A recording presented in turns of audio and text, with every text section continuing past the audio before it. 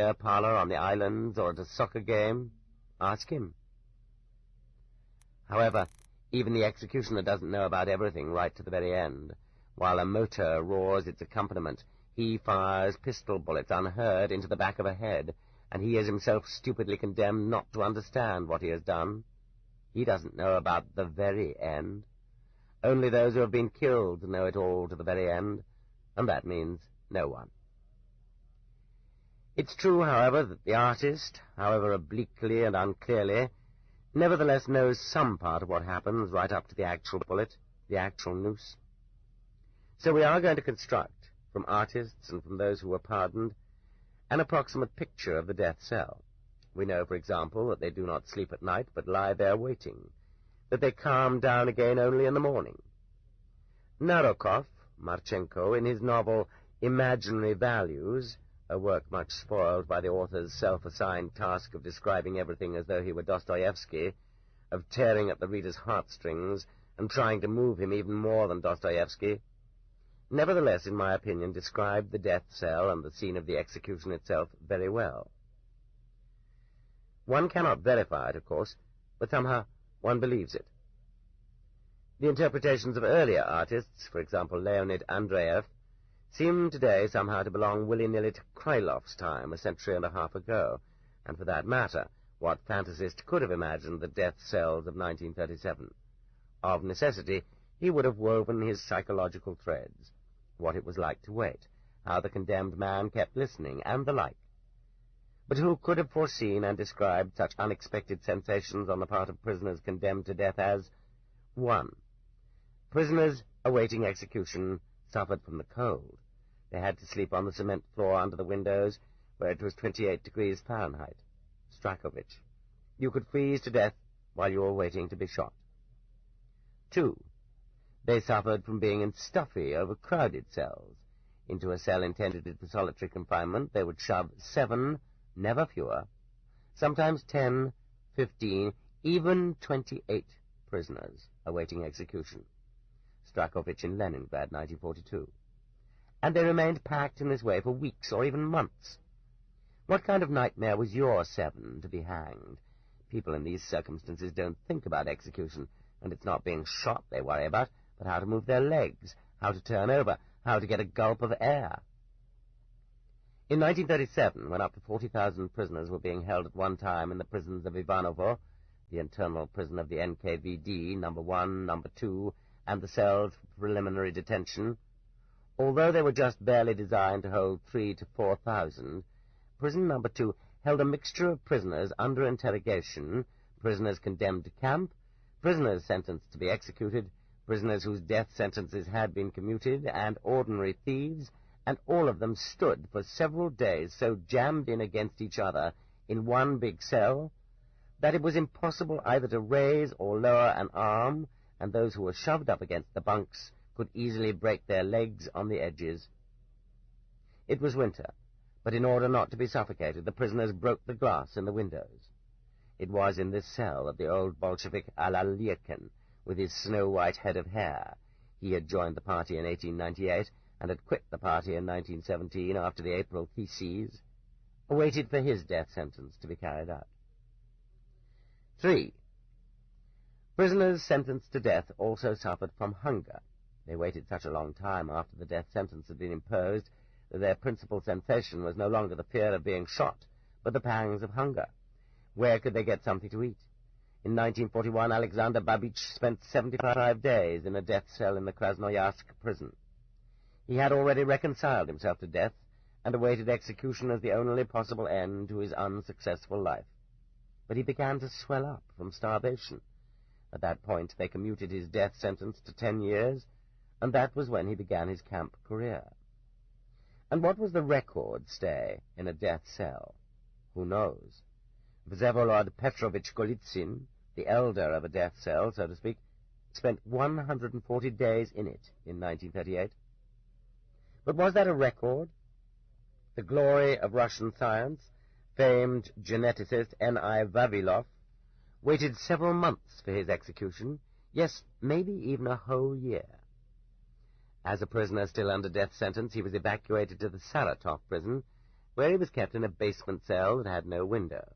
When his death sentence was commuted in the summer of 1942, he was transferred to a general cell, and he could not even walk. Other prisoners carried him to the daily outdoor walk, supporting him under the arms. 4. Prisoners sentenced to death were given no medical attention. Okremenko was kept in a death cell for a long time in 1938, and he became very ill. Not only did they refuse to put him in the hospital, but the doctor took forever to come to see him. When she finally did come, she didn't go into the cell. Instead, without examining him or even asking him any questions, she handed him some powders through the bars, and fluid began to accumulate in Strakovich's legs, dropsy. He told the jailer about it, and they sent him, believe it or not, a dentist.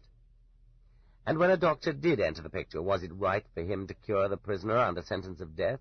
In other words, to prolong his expectation of death? Or did humanitarianism dictate that the doctor should insist on execution as quickly as possible? Here is another little scene from Strakovich. The doctor entered, and talking with the duty jailer, he pointed a finger at the prisoners awaiting execution. "He's a dead man! He's a dead man! He's a dead man!" He was pointing out to the jailer the victims of malnutrition and insisting that it was wrong to torment people so, that it was time to shoot them. What, in fact, was the reason for holding them so long? Weren't there enough executioners? One must point out that the prison authorities often suggested to and even asked many of the condemned prisoners to sign appeals for commutation. And when prisoners objected strongly and refused, not wanting any more deals, they signed appeals in the prisoners' names. And at the very least it took months for the papers to move through the twists and turns of the machine. A clash between two different institutions was probably involved. The interrogatory and judicial apparatus, as we learned from the members of the military collegium, they were one and the same, anxious to expose nightmarish and appalling cases, could not impose anything less than a deserved penalty on the criminals, death. But as soon as the sentences had been pronounced and entered into the official record of interrogation and trial, the scarecrows, now called condemned men, no longer interested them. And, in actual fact, there hadn't been any sedition involved, nor would the life of the state be affected in any way if these condemned men remained alive. So they were left entirely to the prison administration, and that administration, which was closely associated with Gulag, looked at prisoners from the economic point of view.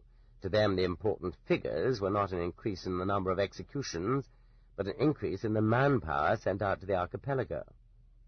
And that is exactly the light in which Sokolov, the chief of the internal prison of the big house in Leningrad, viewed Strakovich, who finally became bored in the death cell and asked for paper and pencil for his scientific work. In a notebook, he first composed "On the Interaction of a Liquid and a Solid Moving in It," and then "Calculations for Ballistas, Springs, and Shock Absorbers," and then "Basis of the Theory of Stability." They had already allotted him an individual scientific cell and fed him better, and questions began to come to him from the Leningrad front. He worked out for them volumetric weapons fire against aircraft, and it all ended with Zhdanov's commuting his death sentence to 15 years. The mail from the mainland was slow, but soon his regular commutation order came from Moscow, and it was more generous than Zhdanov's, merely a tenner. Strakovich has all his prison notebooks even now, and his scientific career outside the bars only began with them. He was destined later on to head up one of the first projects in the USSR for a turbojet engine. And N.P., a mathematician with the rank of assistant professor, was exploited by the interrogator Khrushchev. Yes, that same thief, for his personal ends. Khrushchev was taking correspondence courses, and so he summoned P from the death cell and gave him problems to solve in the theory of functions of a complex variable for Khrushchev's assignments, and probably they weren't even his either. So what did world literature understand about pre-execution suffering? Finally, we learn from a story of C.H. V that a death cell can be used as an element in interrogation, as a method of coercing a prisoner. 2 prisoners in Krasnoyarsk who had refused to confess were suddenly summoned to a trial, sentenced to the death penalty and taken to the death cell. CH-V said they were subjected to a staged trial, but in a context in which every trial is staged, what word can we use to distinguish this sort of pseudo-trial from the rest? A stage on a stage, or a play within a play, perhaps? They let them get a good swallow of that death-like life, and then they put in stoolies, who were allegedly sentenced to die also, and who suddenly began to repent, having been so stubborn during interrogation, and begged the jailer to tell the interrogator that they were now ready to sign everything. They were given their confessions to sign, and then taken out of the cell during the day, in other words, not to be shot. And what about the genuine prisoners in that cell, who had served as the raw material for the interrogator's game? They no doubt experienced reactions of their own when people in there repented and were pardoned. Well, of course, but those are the producer's costs, so to speak. They say that Konstantin Rokossovsky, the future marshal, was twice taken into the forest at night for a supposed execution. The firing squad leveled its rifles at him, and then they dropped them, and he was taken back to prison. And this was also making use of the supreme measure as an interrogator's trick. But it was all right, nothing happened, and he is alive and healthy, and doesn't even cherish a grudge about it. And almost always a person obediently allows himself to be killed. Why is it that the death penalty has such a hypnotic effect? Those pardons recall hardly anyone in their cell who offered any resistance. But there were such cases. In the Leningrad Kresty prison in 1932, the prisoners sentenced to execution took the jailer's revolvers away and opened fire. Following this, a different approach was adopted. After peering through the peephole to locate the person they wanted to take, they swarmed into the cell, 5 armed jailers at a time, and rushed to grab their man. There were 8 prisoners under sentence of death in the cell, but every one of them, after all, had sent a petition to Kalinin, and everyone expected a commutation, and therefore, you today, me tomorrow. They moved away and looked on indifferently while the condemned man was tied up, while he cried out for help, while they shoved a child's rubber ball into his mouth. Now, looking at that child's ball, could one really guess all its possible uses? What a good example for a lecturer on the dialectical method. Does hope lend strength, or does it weaken a man? If the condemned men in every cell had ganged up on the executioners as they came in and choked them, wouldn't this have ended the execution sooner than appeals to the All-Russian Central Executive Committee?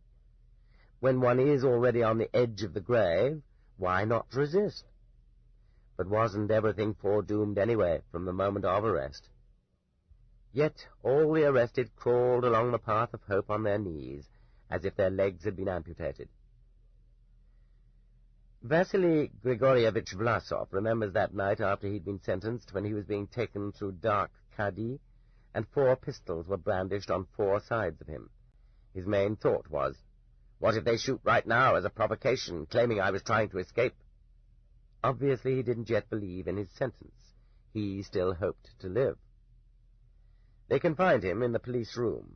He was allowed to lie down on the desk to sleep, and 2 or 3 policemen kept continuous guard by the light of a kerosene lamp. They talked among themselves. I kept listening and listening for 4 days, and I never could understand what they were being condemned for.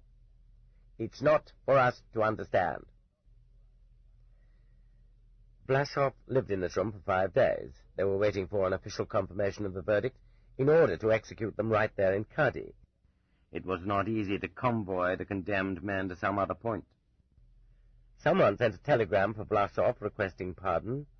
I do not admit my guilt, and I request that my life be spared. There was no reply. During these days, Vlasov's hand shook, so that he could not lift his spoon to his mouth, and instead picked up his bowl and drank directly from it. Kryugin visited him to jeer. Soon after the Kadi case, he was transferred from Ivanovo to Moscow.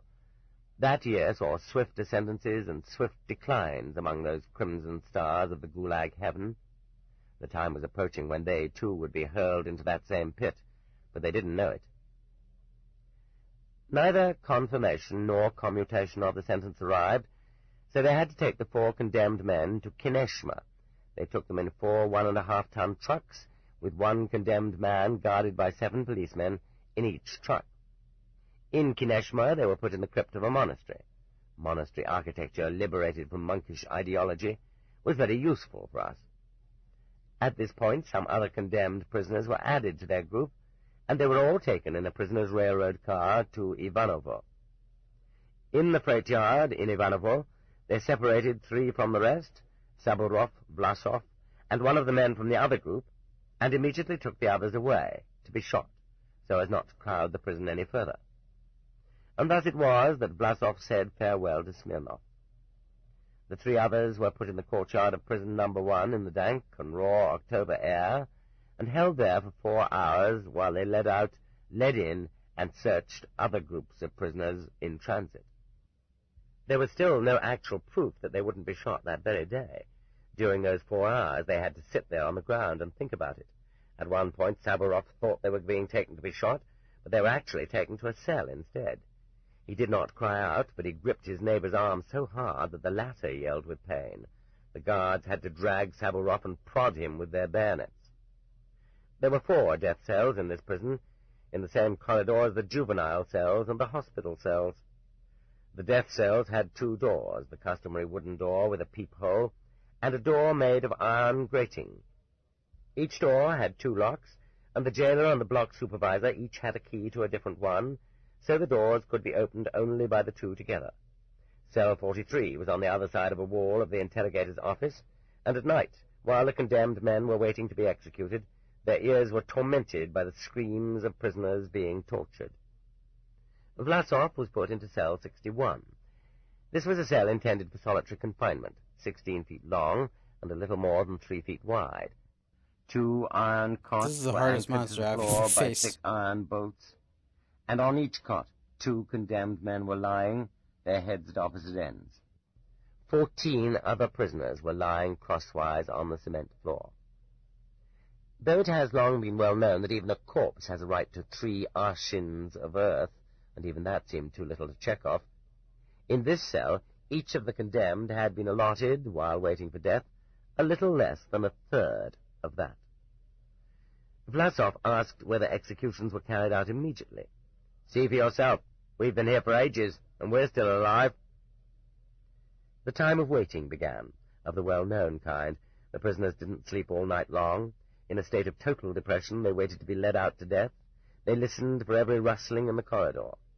And the worst thing was that endless waiting destroys the will to resist. Particularly nerve-wracking were the nights following a day on which someone received a commutation of sentence.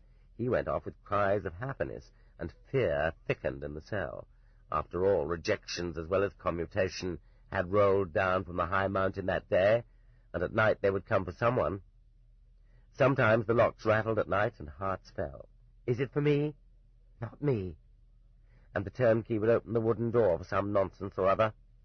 "Take your things off the window-sill." That unlocking of the door probably took a year off the lives of all 19 inmates. Maybe if that door was unlocked a mere 50 times, they wouldn't have to waste bullets. But how grateful to him everyone was, because everything was all right. "We'll take them off right away, Citizen Chief."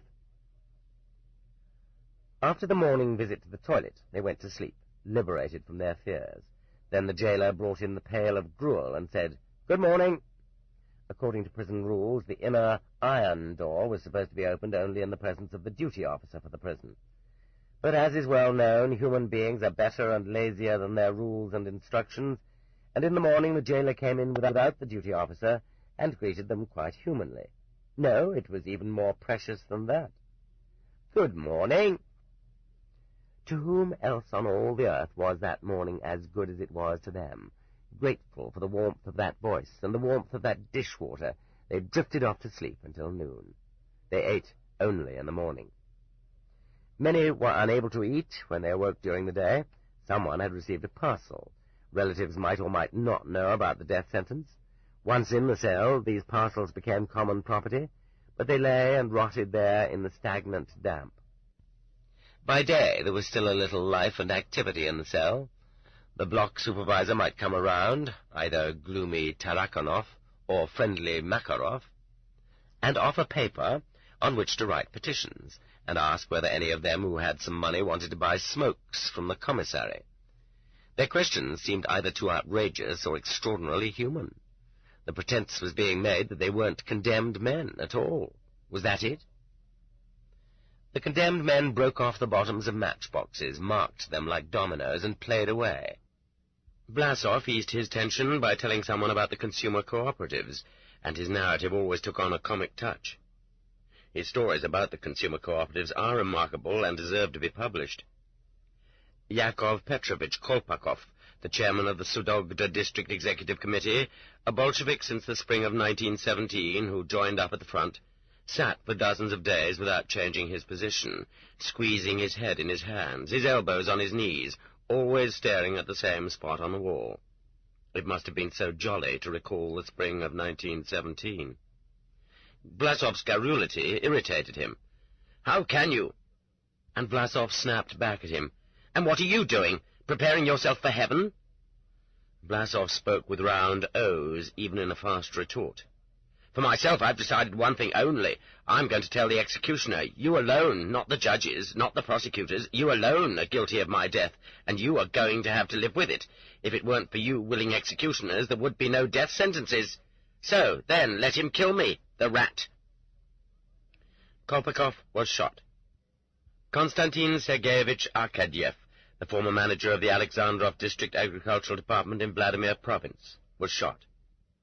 Somehow, in his case, the farewells were particularly hard.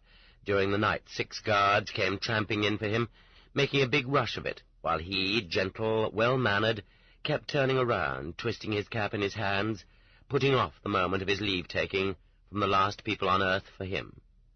And when he said his final farewell, you could hardly hear his voice. At the very first moment, when the victim has been pointed out, the rest are relieved. It's not me. But right after he has been taken away, the ones left behind are in a state that is hardly any easier to bear than his. All the next day, those left behind are destined to silence, and they won't want to eat.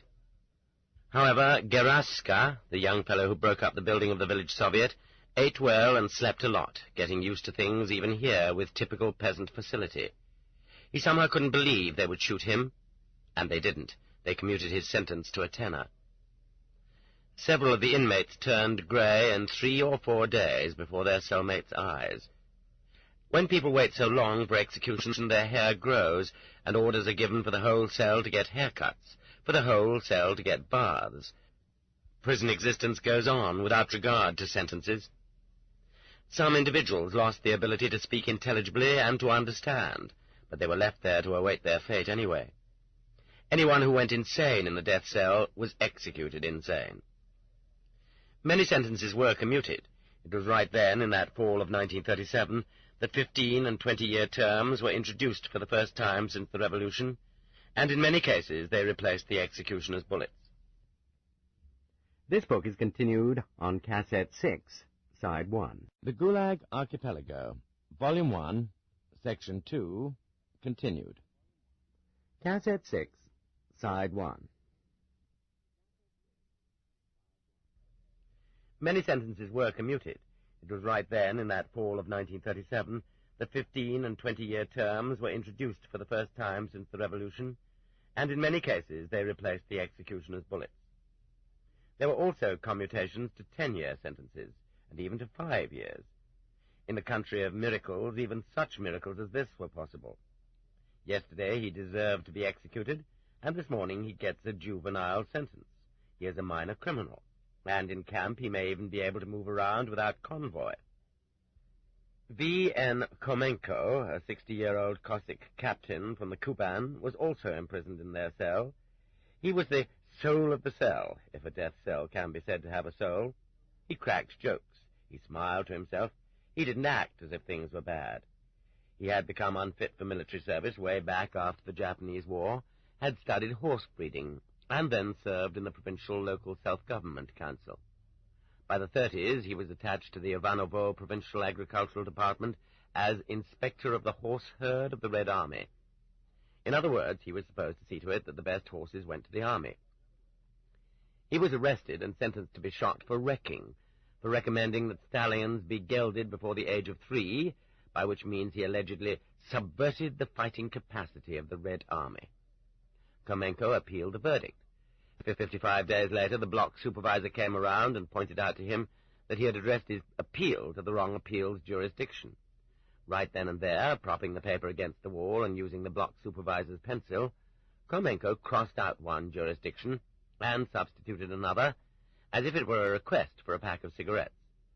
Thus, clumsily corrected, the appeal made the rounds for another 60 days, so Khomenko had been awaiting death for 4 months. As for waiting a year or two, after all, we spend year after year waiting for the angel of death. Isn't our whole world just a death cell? And one day, complete rehabilitation for Khomenko arrived. In the interval since his sentence, Voroshilov had given orders that gelding should be done before age 3, die 1 minute and dance the next. Many sentences were commuted, and many prisoners had high hopes. But Vlasov, comparing his case with those of the others, and keeping in mind his conduct at the trial as the principal factor, felt that things were likely to go badly for him. They had to shoot someone. They probably had to shoot at least half of those condemned to death, so he came to believe they would shoot him. And he wanted just one thing, not to bow his head when it happened. That recklessness, which was one of his characteristics, returned to him and increased within him, and he was all set to be bold and brazen to the very end. And an opportunity came his way. Making the rounds of the prison for some reason, most likely just to give himself a thrill, the chief of the investigation department of Ivanovo's state security, Chunguli, ordered the door of their cell opened and stood on the threshold. He spoke to someone and asked, "Who is here from the Kadi case?" He was dressed in a short-sleeved silk shirt, which had just begun to appear in Russia and therefore still seemed effeminate, and either he or his shirt was doused in a sweetish perfume that drifted into the cell. Vlasov swiftly jumped up on the cot and shouted shrilly, "What kind of colonial officer is this? Get out of here, you murderer!" And from that height he spat juicily full into Chinguli's face, and he hit his mark. Chinguli wiped his face and retreated, because he had no right to enter the cell without 6 guards, and maybe not even with 6 guards either. A reasonable rabbit ought not to behave in that fashion. What if Chinguli had been dealing with your case at that moment, and was the one to decide whether to commute or not? After all, he must have had a reason for asking, "Who is here from the Kadi case?" That was probably why he came. But there is a limit, and beyond it one is no longer willing, one finds it too repulsive, to be a reasonable little rabbit. And that is the limit beyond which rabbits are enlightened by the common understanding that all rabbits are foredoomed to become only meat and pelts, and that at best, therefore, one can gain only a postponement of death, and not life in any case. That is when one wants to shout, "Curse you, hurry up and shoot!" It was this particular feeling of rage which took hold of Vlasov even more intensely during his 41 days of waiting for execution. In the Ivanovo prison they had twice suggested that he write a petition for pardon, but he had refused. But on the 42nd day they summoned him to a box where they informed him that the Presidium of the Supreme Soviet had commuted the supreme measure of punishment to 20 years of imprisonment in corrective labor camps, with disenfranchisement for 5 additional years. The pale Vlasov smiled wryly, and even at that point words did not fail him. "It is strange. I was condemned for lack of faith in the victory of socialism in our country, but can even Kalinin himself believe in it if he thinks camps will still be needed in our country 20 years from now?" At the time, it seemed quite inconceivable, after 20 years. Strangely, they were still needed, even after 30.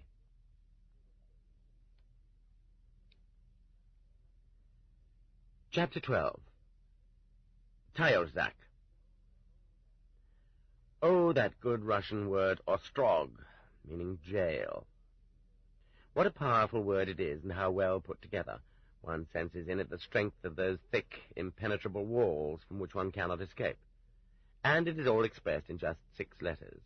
And it has so many interesting connotations deriving from words that are close to it in sound, as, for instance, strogost, meaning severity, and ostroga, meaning harpoon, and ostrota, meaning sharpness. The sharpness of the porcupine's quills when they land in your snout, the sharpness of the blizzard lashing your frozen face, the sharpness of the pointed stakes of the camp perimeter, and the sharpness of the barbed wire, too. And the word ostorozhnost, meaning caution, a convict's caution, is somewhere close to. And then the word rog, meaning horn. Yes, indeed, the horn juts out boldly and is pointed forward. It is aimed straight at us. And if one glances over all Russia's jail customs and conduct, at the entire institution during, say, the last 90 years, then you'll see not just one horn, really, but two horns. The Narodnaya Volya, people's will, revolutionaries, began at the tip of one horn, right where it gores, right where it's too excruciatingly painful to take, even on the breastbone. They kept wearing it down gradually until it got rounded off, shrank to a stump, and was hardly a horn any longer, and finally became just a woolly open spot. This was the beginning of the 20th century. But then, after 1917, the first swelling of a new knob could be felt, and there, splaying out, and with the slogan, "You don't have the right," it began to thrust upward again, and to narrow to a point and harden, to acquire a horny surface, until by 1938 it was pinning the human being right in that gap between the collarbone and the neck. Tayurzak. Tayurzak equals prison confinement. Tayurzak is an official term. And once a year the single stroke of a watchman's bell could be heard in the night in the distance. Ton. Ton equals Tayurma Osobogo Naznachenya, special purpose prison. Ton is likewise an official abbreviation. If we pursue this parabola with the help of one of the prisoners in the Schlüsselburg fortress near St. Petersburg, we find that initially things were pretty bad. The prisoner had a number, and no one called him by his family name. The gendarmes acted as if they had been trained in the Lubyanka. They didn't speak a word on their own. If you stammered out, "Oui," the reply came, "Speak only for yourself." The silence of the grave. The cell was in eternal shadows, the windows were frosted glass, the floor asphalt. The hinged ventilation pane in the window was open for 40 minutes a day. The food consisted of grits and cabbage soup without meat. They would not allow you any scholarly books from the library. You wouldn't see another human being for 2 years at a stretch. Only after 3 years would they let you have sheets of paper, numbered. According to the account of M. Novorusky, from 1884 to 1906, 3 prisoners in Schlüsselburg committed suicide, and 5 others went insane. And then, little by little, things got to be more lenient as the point of the horn got rounded off. There was white bread, and then the prisoners were allowed tea and sugar. One could have money and could buy things in addition to the rations. Smoking was permitted. They put transparent glass in the windows, and the transom could be kept open all the time. They painted the walls a light color. In no time at all you could get books by subscribing to the St. Petersburg Library. There were gratings between the garden plots. One could converse through them, and prisoners even delivered lectures to other prisoners. By then the prisoners were urging the prison administration, "Give us more land to work on, more." So they planted 2 large prison courtyards in flowers and vegetables, no fewer than 450 varieties. And then there were scientific collections, a carpentry shop, a smithy, and they could earn money and buy books, even Russian political books, and also magazines from abroad. P.A. Krasikov, who, as we have seen, later condemned the Metropolitan Benjamin to death, read Marx's Capital in the Peter and Paul fortress, but he was there only a year, and then they let him out. And they wrote their families and got letters from them, and they could go out to walk the whole day long if they liked. And gradually, as Figner recollects, it was no longer the superintendent who shouted at the prisoners, but we who shouted at him.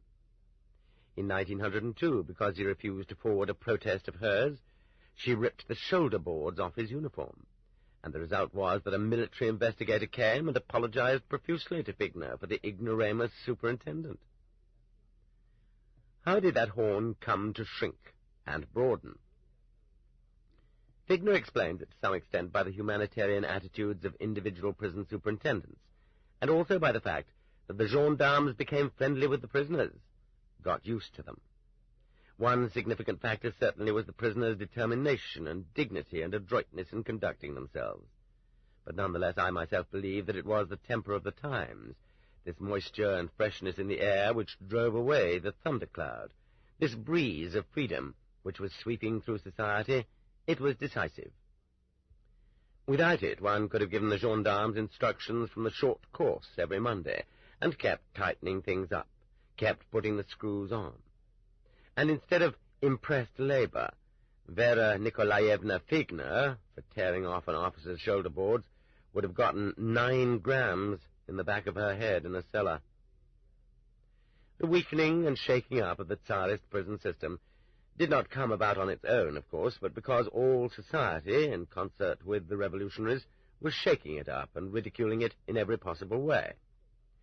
Tsarism lost its chance to survive, not in the street skirmishes of February, but several decades earlier, when youths from well-to-do families began to consider a prison term an honor, when army officers, even guard officers, began to regard it as dishonorable to shake the hand of a gendarme. And the more the prison system weakened, the more clearly evident were the triumphant ethics of the political prisoners, and the more visibly did the members of the revolutionary parties realize their strength and regard their own laws as superior to those of the state. And that was how Russia of 1917 arrived, bearing 1918 on its shoulders. The reason we have proceeded immediately to 1918 is that the subject of our investigation does not permit us to dwell on 1917. In February 1917, all political prisons, both those used for interrogation and those in which sentences were served, and all hard labor prisons as well, were emptied. It is a wonder that all the jailers managed to get through the year. Perhaps to make ends meet, they simply set to work raising potatoes in their vegetable gardens. But from 1918 on, things began to get much better for them, and at Spalarnaya prison they were still serving the new regime even in 1928, and why not? In December 1917, it had already become clear that it was altogether impossible to do without prisons, that some people simply couldn't be left anywhere except behind bars. See Chapter 2 above. Simply because there was no place for them in the new society. And so it was that the new rulers managed to feel their way across the space between the two horns and grope for the budding of the second horn. Of course, they proclaimed immediately that the horrors of the Tsarist prisons would not be repeated, that fatiguing correction would not be permitted, that there would be no compulsory silence in prison, no solitary confinement, no separating the prisoners from one another during outdoor walks, no marching in step and single file, not even any locked cells. Go ahead, dear guests, get together and talk as much as you like and complain about the Bolsheviks.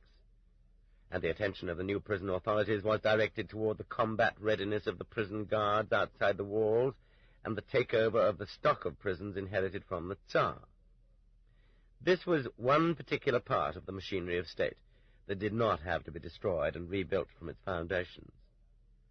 Fortunately, it turned out that the Civil War had not resulted in the destruction of all the principal central prisons and jails. What was really necessary, however, was to repudiate all those old, besmirched words. So now they called them political isolators, political detention centers, demonstrating with this phrase their view of the members of once revolutionary parties as political enemies, and stressing not the punitive role of the bars, but only the necessity of isolating, and only temporarily it appeared, these old-fashioned revolutionaries from the onward march of the new society.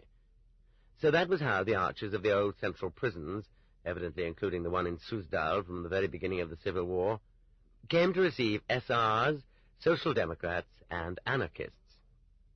They all returned to prison with a consciousness of their rights as convicts and a long-established tradition of how to stand up for them.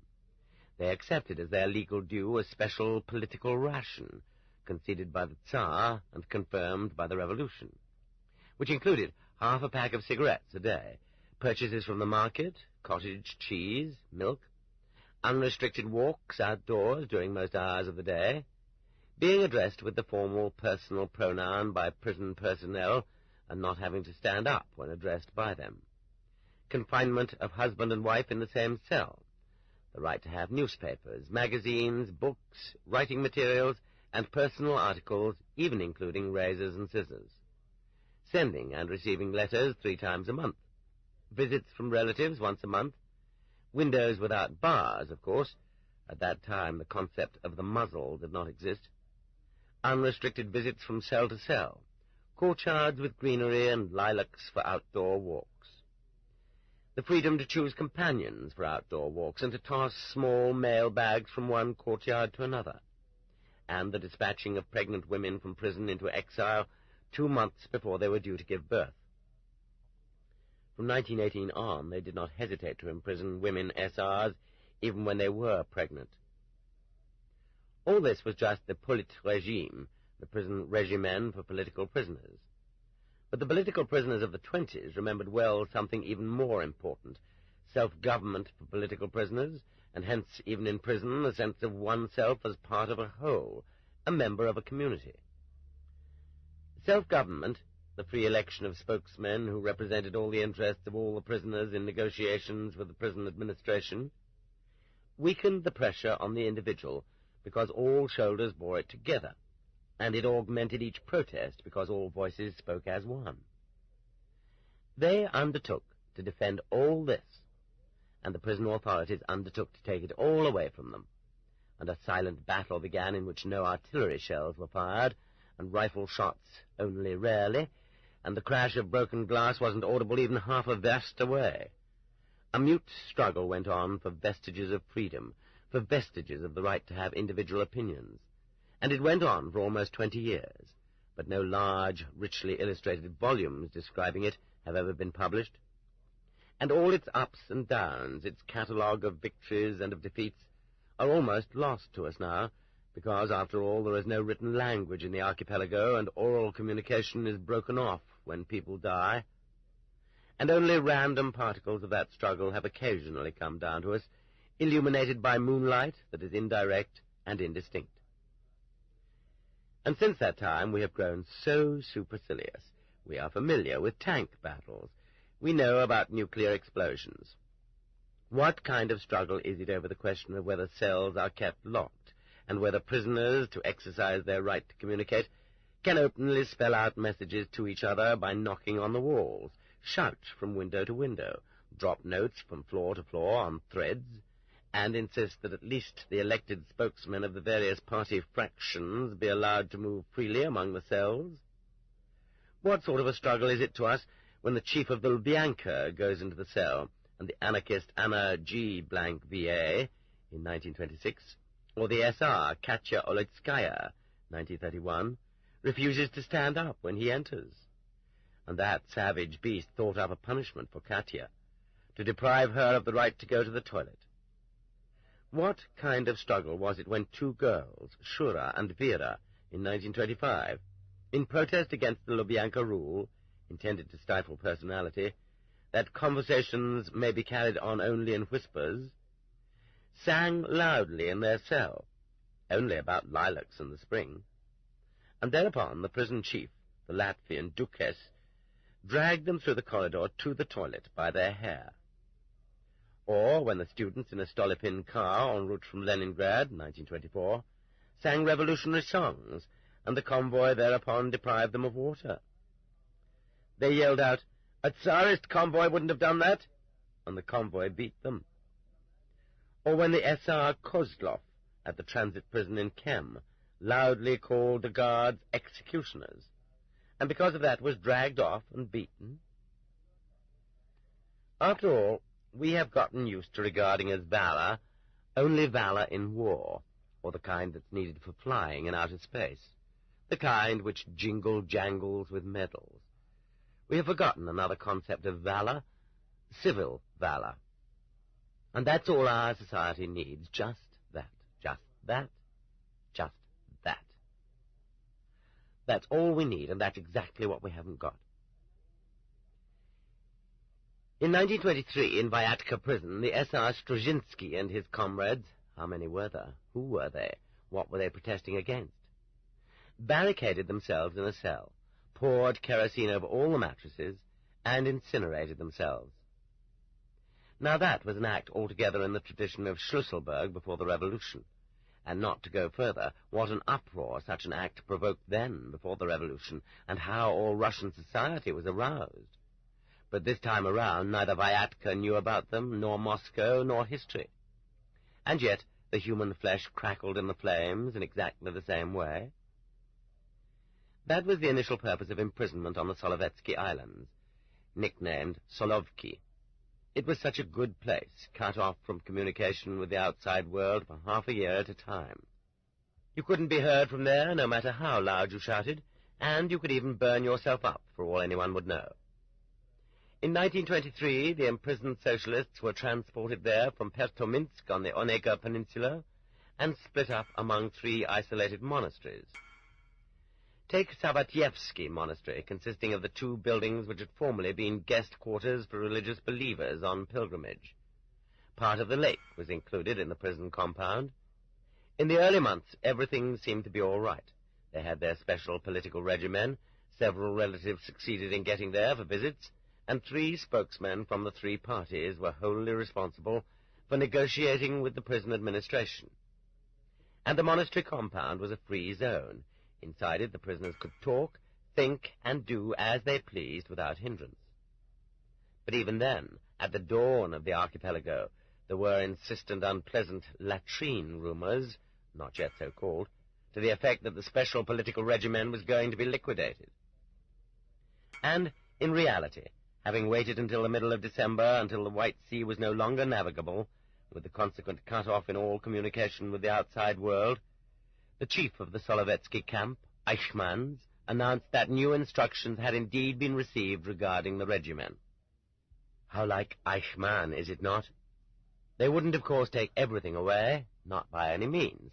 They would cut down on correspondence and then on something else, too, and, as the most keenly felt measure of the lot, from that day on, December the 20th, 1923, the right to go in and out of prison buildings 24 hours a day would be curtailed, limited to the daylight hours up to 6 p.m. The party fractions decided to protest, and the SRs and anarchists called for volunteers. On the first day of the new prohibition, they would go outside exactly at 6 p.m. But, as it turned out, Nogtiev, the chief of the Sabatievsky monastery prison, had such an itchy trigger finger that even before the appointed hour of 6, and maybe their watches showed different times, after all, there was no checking it by radio in those days, the guards entered the compound with rifles and opened fire on the prisoners there who were out of doors quite legally. 3 volleys killed 6 and critically wounded 3. The next day, Eichmanns himself showed up. There had been an unfortunate misunderstanding. Nogtiev was removed, transferred, and promoted. A funeral was held for the victims. They sang in chorus across the Solovetsky wilderness, "You fell a victim in a fateful fray." Was not this perhaps the last occasion when that long, drawn-out melody was permitted for newly dead victims? They pushed a great boulder onto the common grave and carved on it the names of those who had been killed. In 1925, the stone was overturned, and the names on it were thus buried too. Any of you who clamber about Solovki, seek it out and gaze upon it. One cannot say that the press concealed this event. Pravda, for example, carried a report in small type. The prisoners had attacked the convoy, and 6 had been killed. The honest newspaper Rotefana reported revolt on Solovki. One of the SRs in the Sabatievsky monastery was Yuri Podbelsky. He collected the medical documents on the Solovetsky massacre for publication at some future date. But a year later, at the Sverdlovsk transit prison, they discovered a false bottom in his suitcase and confiscated the material he'd hidden. And that is how Russian history stumbles and falls. Yet the prisoners had defended the regiment successfully, and for a whole year no one spoke of changing it. For the whole of 1924, yes. But toward the end of the year, insistent rumors circulated again that they were planning to introduce a new system in December. The dragon had grown hungry again. He wanted new victims. So even though the 3 monasteries in which socialists were confined, Sabatievsky, Troitsky, and Muksalmsky, were on separate islands, they managed by conspiratorial methods to reach an agreement that all the party fractions in all 3 monasteries would on one and the same day deliver an ultimatum to Moscow and to the Solovki administration. They must either be removed from the Solovetsky Islands before navigation stopped, or else the previous political regimen must be left unchanged. The ultimatum stipulated a time limit of 2 weeks, and then all 3 prisons would go on a hunger strike. This kind of unity compelled attention. It wasn't the sort of thing you could allow to go in one ear and out the other. One day before the time limit expired, Eichmanns visited each monastery and announced that Moscow had refused.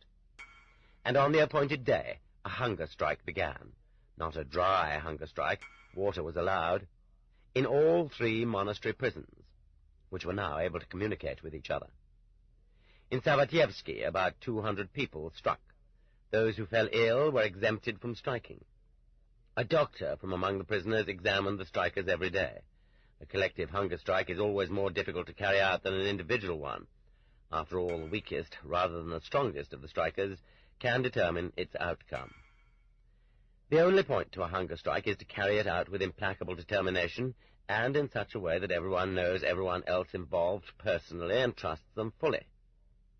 Given various party fractions, given several hundred people, both disagreements and moral anguish on other people's behalf were inevitable. After 15 days, it was necessary to vote by secret ballot in Savatyevsky. The urn with the ballots was taken from room to room, whether to continue or to lift the hunger strike. And Moscow and Eichmanns waited them out. After all, they were well fed, and there wasn't a peep from the capital newspapers about the hunger strike, and there were no student protest meetings at Kazan Cathedral. Silence was already confidently shaping our history. The monasteries lifted the hunger strike. They had not won out, but they hadn't lost either. The political regimen was left intact for the winter, except that cutting firewood in the forests was added, but that was logical enough. And in the spring of 1925, it looked as though the hunger strike had brought victory. The prisoners from all 3 monastery prisons were removed from Solovki to the mainland. No more Arctic night, and no more half-year cut off from communication. But both the convoy and their rations en route were very harsh for that time, and soon they were all perfidiously tricked.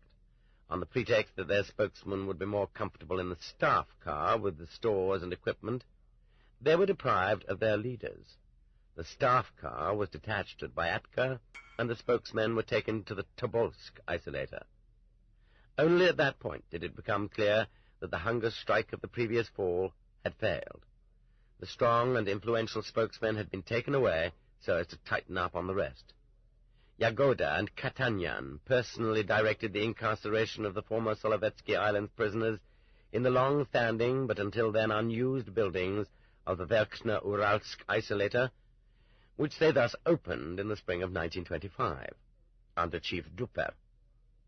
It was destined to be a particular bugbear to prisoners for many decades ahead.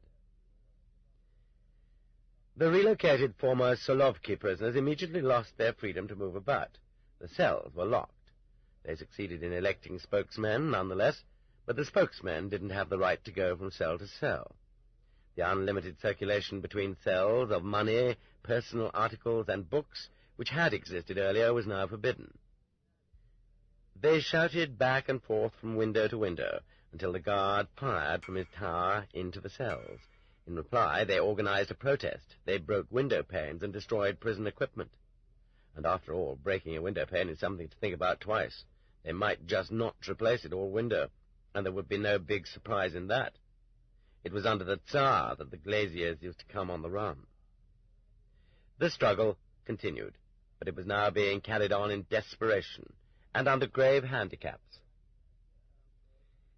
In the year 1928, according to Pyotr Petrovich Rubin, some event or other precipitated a new joint hunger strike by the entire Verkhna-Uralsk isolator. But this time the earlier stern and solemn atmosphere was absent, as were the approval of friends and a doctor of their own. On a certain day of the strike, the jailers came bursting into the cells in overwhelming numbers and simply began to beat the weakened prisoners with clubs and boots. They beat them to within an inch of their lives, and the hunger strike ended. From our experience of the past and our literature of the past, we have derived a naive faith in the power of a hunger strike. But the hunger strike is a purely moral weapon. It presupposes that the jailer has not entirely lost his conscience, or that the jailer is afraid of public opinion. Only in such circumstances can it be effective. The Tsarist jailers were still inexperienced. They got nervous if one of their prisoners went on a hunger strike. They exclaimed over it. They looked after him. They put him in the hospital. There are many examples, but this work is not about them. It is even humorous to note that it was enough for Valentinov to go on a hunger strike for 12 days.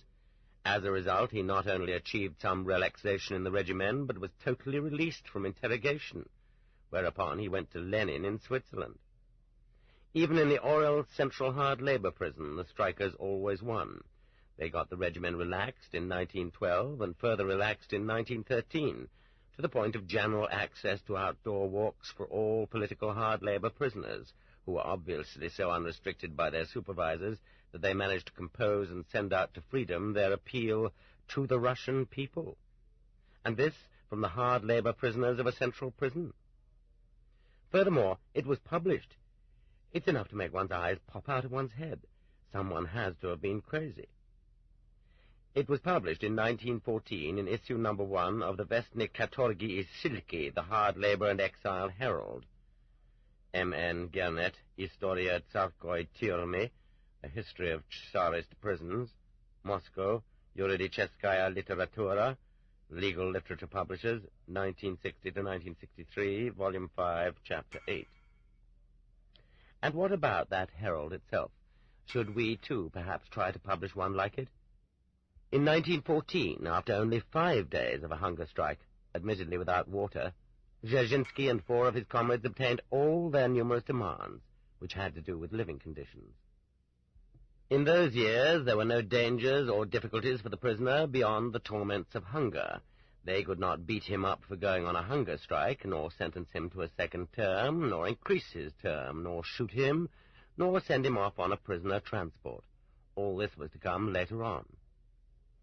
In the Revolution of 1905 and the years following it, the prisoners felt themselves to be masters of the prison to such an extent that they did not even go to the trouble of declaring a hunger strike.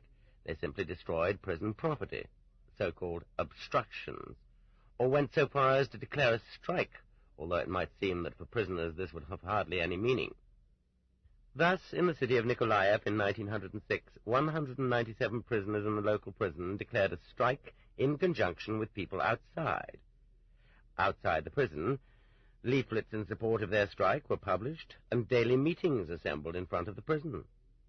These meetings, and it goes without saying that the prisoners were at the windows, which had, of course, no muzzles, forced the administration to accept the demands of the striking prisoners. After this, some people on the street and others behind the bars joined in singing revolutionary songs, and things went on that way for 8 days, and nobody stopped them. It was, after all, a year of post-revolutionary repression.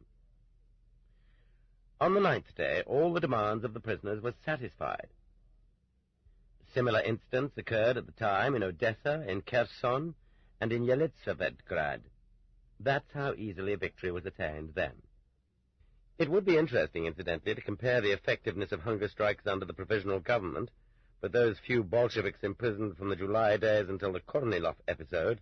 Kamenev, Trotsky, and Raskolnikov for a while longer, evidently had no reason to go on a hunger strike. In the 1920s, the lively picture of hunger strikes grows clouded, though that depends, of course, on the point of view. This widely known weapon, which had justified itself so gloriously, was, of course, taken over not only by recognized politicals, but also by those who were not recognized as such, the KRs, Article 58, counter-revolutionaries, and all other kinds of riffraff. However, those arrows which used to be so piercing had been blunted somehow, or else some iron hand had checked them in mid-flight. True, written declarations of impending hunger strikes were still accepted, and nothing subversive was seen in them as yet. But unpleasant new rules were trotted out. The hunger striker had to be isolated in a special solitary cell. In the Butyrki, it was in the Pugachev Tower. It was essential to keep any knowledge about the hunger strike not only from people outside, who might protest publicly, and from prisoners in cells nearby, but even from those in the cell in which the hunger striker had been imprisoned until that day, for that, too, constituted a public, and it was necessary to separate him from it. This measure had as its nominal justification the argument that the prison administration had to make sure that the hunger strike was going on honestly, that others in the cell weren't sneaking food to the hunger striker. And how had that been verified previously? Through honest, cross-my-heart word of honor? Still, it was possible in those years to achieve at least one's personal demands by this means. From the 30s on, state thinking about hunger strikes took a new turn. What did the state want with even such watered-down, isolated, half-suppressed hunger strikes? Wasn't the ideal picture one of prisoners who had no will of their own, nor the capacity to make their own decisions, and of a prison administration that did their thinking and their deciding for them? These are, if you will, the only prisoners who can exist in the new society. And so, from the beginning of the 30s, they stopped accepting declarations of hunger strikes as legal. The hunger strike, as a method of resistance, no longer exists, they proclaimed to Yekaterina Olitskaya in 1932, and they said the same thing to many others. The government has abolished your hunger strikes, and that's that. But Olitskaya refused to obey and began to fast. They let her go on fasting in solitary for 15 days. Then they took her to the hospital and put milk and dried crusts in front of her to tempt her. But she stood firm, and on the 19th day she won her victory. She got an extended outdoor period and newspapers and parcels from the political Red Cross. That's how one had to moan and groan in order to receive those legitimate relief parcels. Overall, however, it was an insignificant victory and paid for too dearly. Olitskaya recalled such foolish hunger strikes on the part of others, too. People starved up to 20 days in order to get delivery of a parcel or a change of companions for their outdoor walk. Was it worth it? After all, in a new type prison, one's strength, once lost, could not be restored. The religious sect member Koloskov fasted until he died on the 25th day. Could one, in general, permit oneself to fast in a new type prison? After all, the new prison heads, operating in secrecy and silence, had acquired several powerful methods of combating hunger strikes. 1, patience on the part of the administration. We have seen enough of what this meant from preceding examples. 2, deception. This, too, can be practiced thanks to total secrecy. When every step is reported by the newspapers, you aren't going to do much deceiving. But in our country, why not? In 1933, in the Khabarovsk prison, S.A. Chebotariev, demanding that his family be informed of his whereabouts, fasted for 17 days. He had come from the Chinese Eastern Railroad in Manchuria, and then suddenly disappeared, and he was worried about what his wife might be thinking. On the 17th day, Zapadny, the deputy chief of the provincial GPU, and the Khabarovsk province prosecutor, their ranks indicate that lengthy hunger strikes were really not so frequent, came to see him and showed him a telegraph receipt. There, they said, they had informed his wife, and thus persuaded him to take some broth. And the receipt was a fake. Why had these high-ranking officials gone to this trouble? Not, certainly, for Chebotariev's life. Evidently, in the first half of the 30s, there was still some sort of personal responsibility on the part of higher-ups for long, drawn-out hunger strikes. 3, forced artificial feeding. This method was adapted, without any question, from experience with wild animals in captivity, and it could be employed only in total secrecy. By 1937, artificial feeding was, evidently, already in wide use. For example, in the group hunger strike of socialists in the Yaroslavl Central Prison, artificial feeding was forced on everyone on the 15th day. Artificial feeding has much in common with rape, and that's what it really is. 4 big men hurl themselves on one weak being and deprive it of its one interdiction. They only need to do it once, and what happens to it next is not important. The element of rape inheres in the violation of the victim's will. It's not going to be the way you want it, but the way I want it. Lie down and submit. They pry open the mouth with a flat disc, then broaden the crack between the jaws and insert a tube. Swallow it. And if you don't swallow it, they shove it farther down anyway, and then pour liquefied food right down the esophagus. And then they massage the stomach to prevent the prisoner from resorting to vomiting. The sensation is one of being morally defiled, of sweetness in the mouth and a jubilant stomach gratified to the point of delight. Science did not stand still, and other methods were developed for artificial feeding. An enema through the anus, drops through the nose. 4. A new view of the hunger strike, that hunger strikes are a continuation of counter-revolutionary activity in prison and must be punished with a new prison term. This aspect promised to give rise to a very rich new category in the practices of the new type prison, but it remained essentially in the realm of threats. And it was not, of course, any sense of humor that cut it short, but most likely simple laziness. Why bother with all that when patience will take care of it? Patience and more patience, the patience of a well-fed person vis-à-vis one who is starving. Approximately in the middle of 1937, a new directive came. From now on, the prison administration will not in any respect be responsible for those dying on hunger strikes.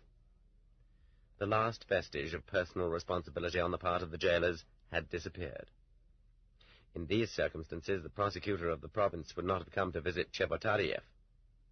Furthermore, so that the interrogator shouldn't get disturbed, it was also announced that days spent on hunger strike by a prisoner under interrogation should be crossed off the official interrogation period. In other words, it should not only be considered that the hunger strike had not taken place, but the prisoner should be regarded as not having been in prison at all during the period of the strike. Thus, the interrogator would not be to blame for being behind schedule. Let the only perceptible result of the hunger strike be the prisoner's exhaustion. And that meant, if you want to kick the bucket, go ahead. Arnold Rappaport had the misfortune to declare a hunger strike in the Archangel NKVD internal prison at the very moment when this directive arrived. It was a particularly severe form of hunger strike, and that ought, it would seem, to have given it more impact. His was a dry strike, without fluids, and he kept it up for 13 days. Compare the 5-day dry strike of Dzerzhinsky, who probably wasn't isolated in a separate cell, and who, in the end, won total victory. And during those 13 days in solitary, to which Rappaport had been moved, only a medical assistant looked in now and then. No doctor came, and no one from the administration took the slightest interest in what he was demanding with his hunger strike. This book is continued at this point, on the other side of this cassette. The Gulag Archipelago, Volume 1, Section 2, continued. Cassette 6, Side 2. And during those 13 days in solitary, to which Rappaport had been moved, only a medical assistant looked in now and then. No doctor came, and no one from the administration took the slightest interest in what he was demanding with his hunger strike. They never even asked him. The only attention the administration paid him was to search his cell carefully, and they managed to dig out some hidden makhorka and several matches. What Rappaport wanted was to put an end to the interrogator's humiliation of him. He had prepared for his hunger strike in a thoroughly scientific way. He had received a food parcel earlier, and so he ate only butter and ring-shaped rolls, baranki, and he quit eating black bread a week before his strike. He starved until he could see the light through his hands. He recalled experiencing a sensation of lightheadedness and clarity of thought. At a certain moment, a kindly, compassionate woman jailer named Marussia came to his cell and whispered to him, "Stop your hunger strike. It isn't going to help. You'll just die. You should have done it a week earlier." He listened to her and called off his hunger strike without having gotten anywhere at all. Nevertheless, they gave him hot red wine and a roll, and afterward the jailers took him back to the common cell in a hand carry. A few days later, his interrogation began again, but the hunger strike had not been entirely useless. The interrogator had come to understand that Rappaport had willpower enough and no fear of death, and he eased up on the interrogation. "Well, now, it turns out you are quite a wolf," the interrogator said to him. "A wolf," Rappaport affirmed, "and I'll certainly never be your dog." Rappaport declared another hunger strike later on, at the Kotlas transit prison. But it turned out somewhat comically. He announced that he was demanding a new interrogation, and that he would not board the prisoner transport. They came to him on the third day. "Get ready for the prisoner transport." "You don't have the right. I'm on a hunger strike." At that point, 4 young toughs picked him up, carried him off, and tossed him into the bath. After the bath, they carried him to the guardhouse. With nothing else left to do, Rappaport stood up and went to join the column of prisoners boarding the prisoner transport. After all, there were dogs and bayonets at his back. And that is how the new type prison defeated bourgeois hunger strikes. Even a strong man had no way left him to fight the prison machine, except perhaps suicide. But is suicide really resistance? Isn't it actually submission? The SR, Yekaterina Olitskaya, thinks that the Trotskyites, and subsequently the communists who followed them into prison, did a great deal to weaken the hunger strike as a weapon for fighting back. They declared hunger strikes too easily and lifted them too easily. She says that even the Trotskyite leader, I.N. Smirnov, after going on a hunger strike 4 days before their Moscow trial, quickly surrendered and lifted it. They say that up to 1936 the Trotskyites rejected any hunger strike against the Soviet government on principle, and never supported SRs and Social Democrats who were on hunger strikes. But they always demanded support for themselves from the SRs and Social Democrats.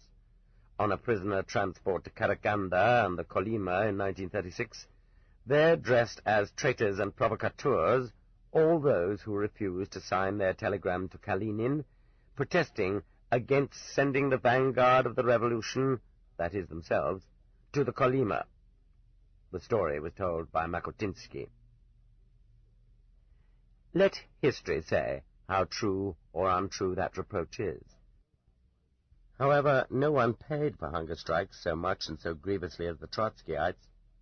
We will come to their hunger strikes and their strikes in camps in Part 3.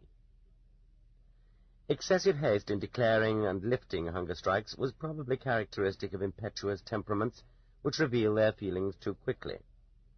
But there were, after all, such natures, such characters, among the old Russian revolutionaries too, and there were similar temperaments in Italy and France.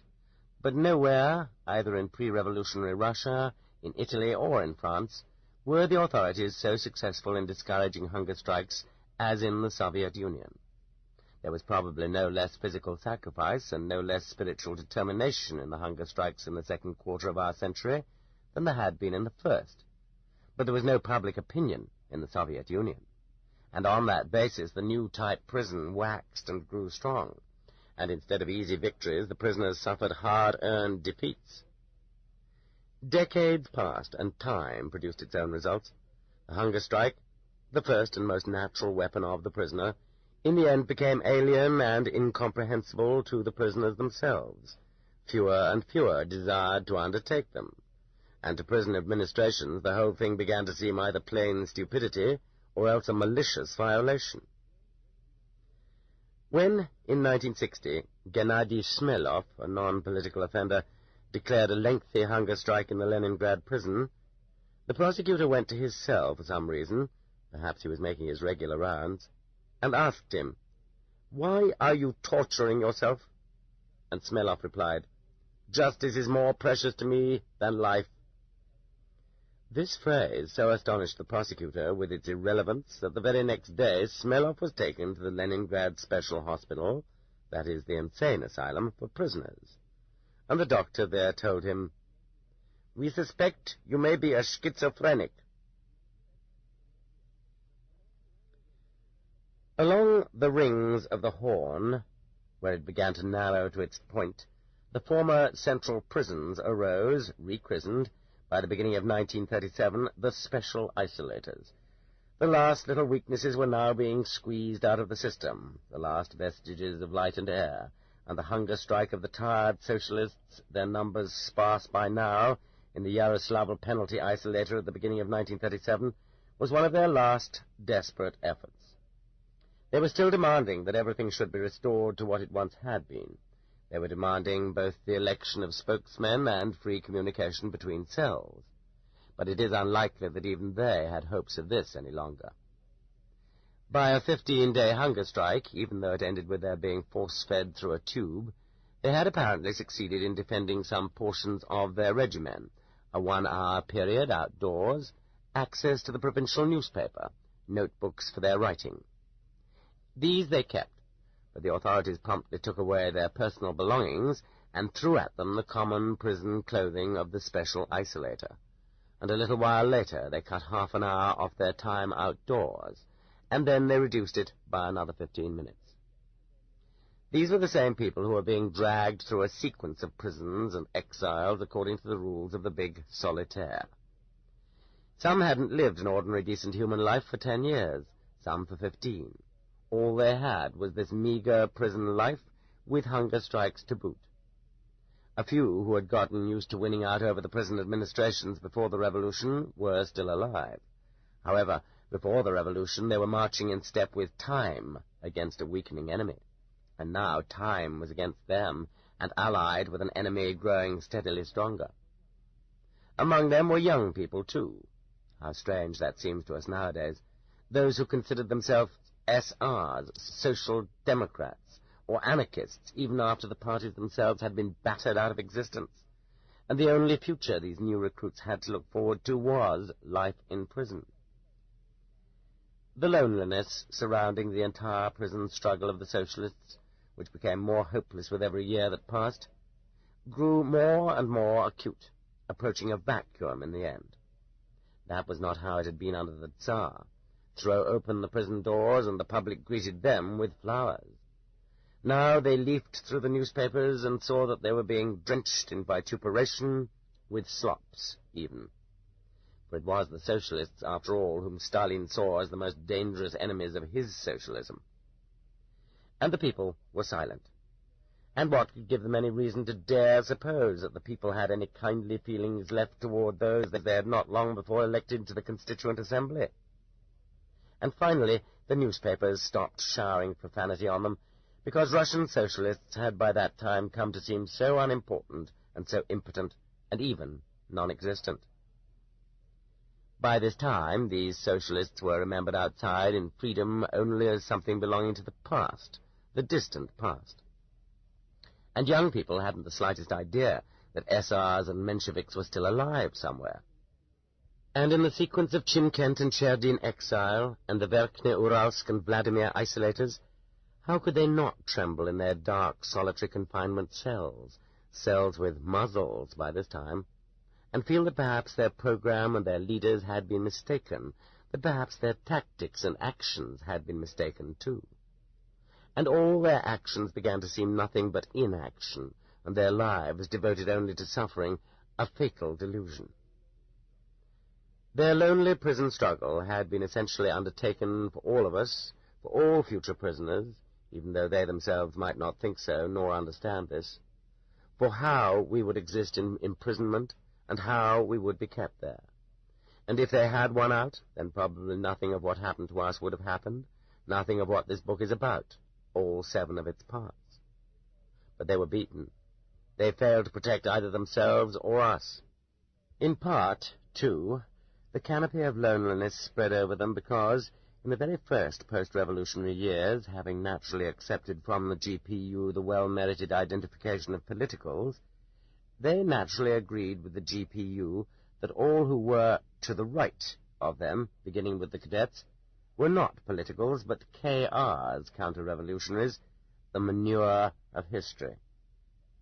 I do not like these left and right classifications. They are conditional concepts, they are loosely bandied about, and they do not convey the essence.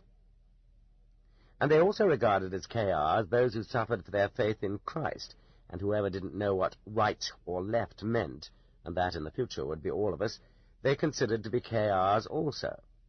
And thus it was that, in part voluntarily, in part involuntarily, keeping themselves aloof and shunning others, they gave their blessing to the future 58, into whose maw they themselves would disappear. Objects and actions change their aspect quite decisively depending on the position of the observer. In this chapter we have been describing the prison stand of the Socialists from their point of view. And, as you see, it is illuminated by a pure and tragic light. But those KRs whom the politicals treated so contemptuously on Solovki, those KRs recall the politicals in their own way. Those politicals, what a nasty crowd they were! They looked down their noses at everyone else. They stuck to their own group.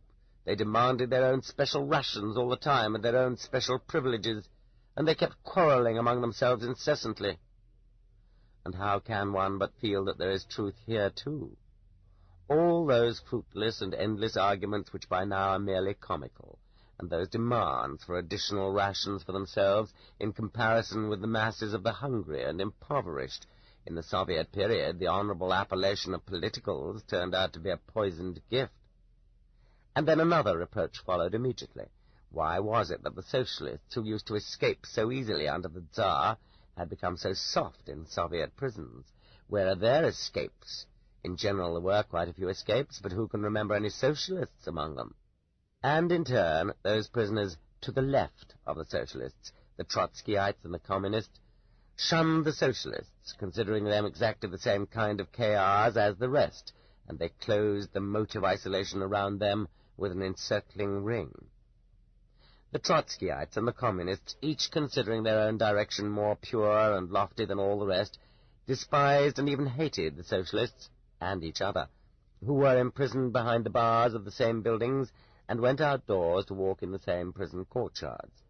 Yekaterina Olitskaya recalls that in 1937, at the transit prison on Vanino Bay, when the Socialists called to each other across the fence between the men's and women's compounds, looking for fellow Socialists and reporting news, the Communists, Liza Kotik and Maria Krutikova, were indignant because they might bring down punishment on them all by such irresponsible behavior. They said, "All our misfortunes are due to those socialist rats." A profound explanation, and so dialectical, too. They should be choked. And those two girls in the Lubyanka in 1925, whom I have already mentioned, sang about spring and lilacs only because one of them was an SR and the second a member of the communist opposition, and they had no political song in common. And, in fact, the communist deviationist girl shouldn't really have joined the SR girl in her protest at all. And if in a Tsarist prison the different parties often joined forces in a common struggle, let us recall in this connection the escape from the Sevastopol Central Prison. In Soviet prisons, each political group tried to ensure its own purity by steering clear of the others. The Trotskyites struggled on their own, apart from the Socialists and Communists. The Communists didn't struggle at all, for how could one allow oneself to struggle against one's own government and one's own prison? It turned out in consequence that the Communists in isolators and in prison for long-termers were restricted earlier and more cruelly than others. In 1928, in the Yaroslavl Central Prison, the Communist Nadezhda Surovtseva went outdoors for fresh air in a single-file column that was forbidden to engage in conversation, while the Socialists were still chattering in their own groups. She was not permitted to tend the flowers in the courtyard, because they had been left by previous prisoners who had struggled for their rights. And they deprived her of newspapers, too. However, the secret political department of the GPU permitted her to have complete sets of Marx and Engels, Lenin and Hegel in her cell. Her mother's visit to her took place virtually in the dark, and her downcast mother died soon afterward. What must she have thought of her daughter's circumstances in prison? The difference between the treatment of socialist prisoners and that of the communists persisted many years, went far beyond this, and extended to a difference in rewards. In 1937 to 1938, the socialists were imprisoned like the rest, and they all got their tenors, too. But as a rule, they were not forced to denounce themselves. They had, after all, never hidden their own special individual views, which were quite enough to get them sentenced. But a communist had no special individual views, so what, then, was he to be sentenced for, if a self-denunciation wasn't forced out of him? Even though the enormous archipelago was already spreading across the land, the prisons for long-termers didn't fall into decay. The old jail tradition was being zealously carried on. Everything new and invaluable which the archipelago had contributed to the indoctrination of the masses was still not enough in itself. The deficiency was provided for by the complementary existence of the tons, the special-purpose prisons, and prisons for long-termers in general. Not everyone swallowed up by the great machine was allowed to mingle with the natives of the archipelago. Well-known foreigners, individuals who were too famous or who were being held secretly, purged gaibisti, could not by any means be seen openly in camps. Their hauling a barrow did not compensate for the disclosure and the consequent moral political damage. This term actually exists, and it has a sky-blue, swampy coloration. In the same way, the socialists, who were engaged in a continuous struggle for their prison rights, could not conceivably be permitted to mingle with the masses, but had to be kept separately, and in fact suffocated separately, in view of their special privileges and rights. Much later on, in the 50s, as we shall learn later in this work, the special-purpose prisons were also needed to isolate camp rebels. And in the last years of his life, disappointed in the possibilities of reforming thieves, Stalin gave orders that various ringleaders of the thieves should also get Tiorzak rather than camp. And then, to be sure, it was necessary for the state to support, free of charge in prison, those prisoners who, because of their feebleness, would have immediately died off in camp, and would thus have shirked their duty to serve out their terms, and others who couldn't possibly be used in camp work, like the blind Kopeikin, a man of 70, who used to sit all day long in the market in Yurievets on the Volga. His songs and facetious comments won him 10 years for KRD, counter-revolutionary activity, but in his case they had to substitute prison for camp. The inventory of old jails, inherited from the Romanov dynasty, was of necessity looked after, remodeled, strengthened, and perfected.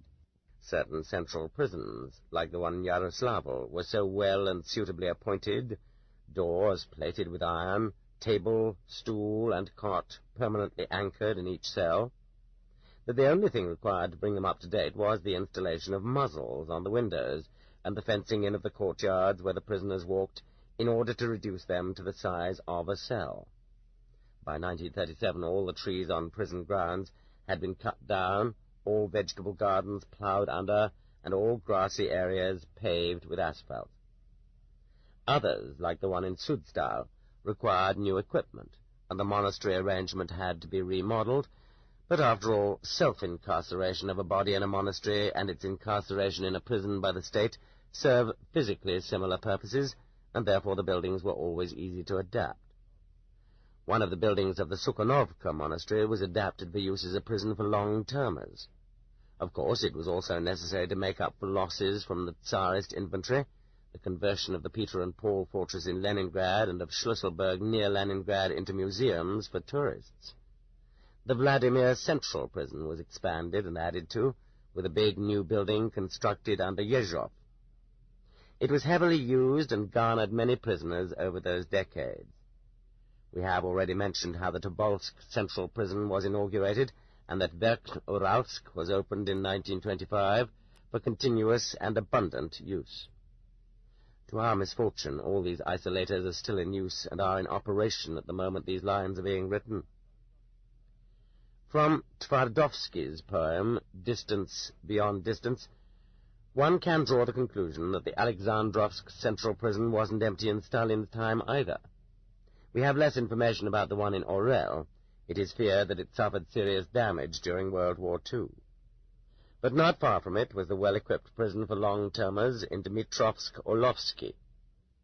During the 20s, the prisoners' food was very decent in the isolators for politicals, still called politizakritki, political lockups, by the prisoners.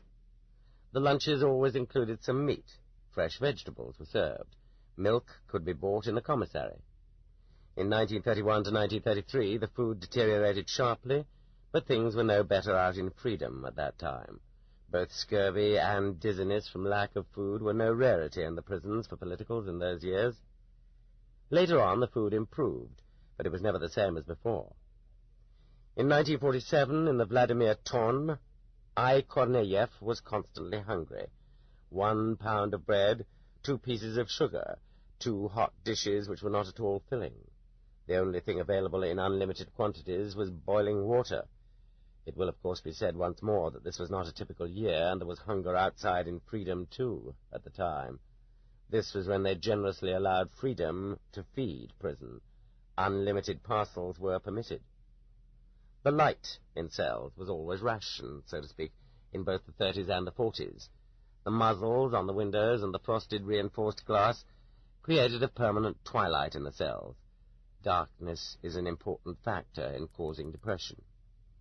They often stretched netting above the window muzzle, and in the winter it was covered with snow, which cut off this last access to the light.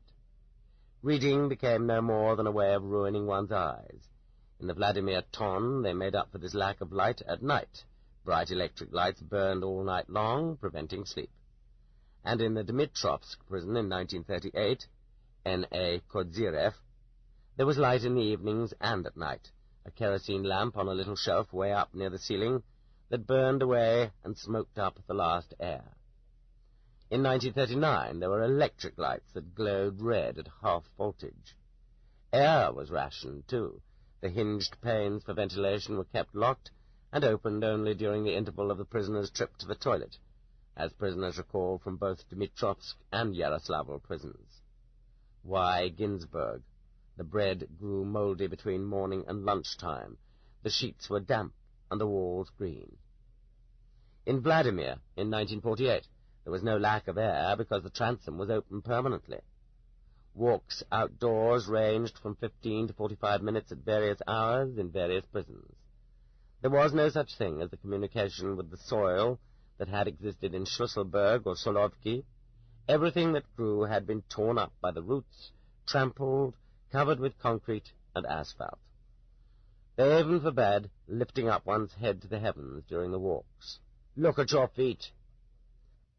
This was the command both Kozyrev and Adamova remember from the Kazan prison. Visits from relatives were forbidden in 1937 and never renewed. Letters could be sent to close relatives twice a month and could be received from them in most years. But in Kazan they had to be returned to the administration the day after they had been read. Access to the commissary to make purchases with the money sent in specifically limited amounts was usually permitted.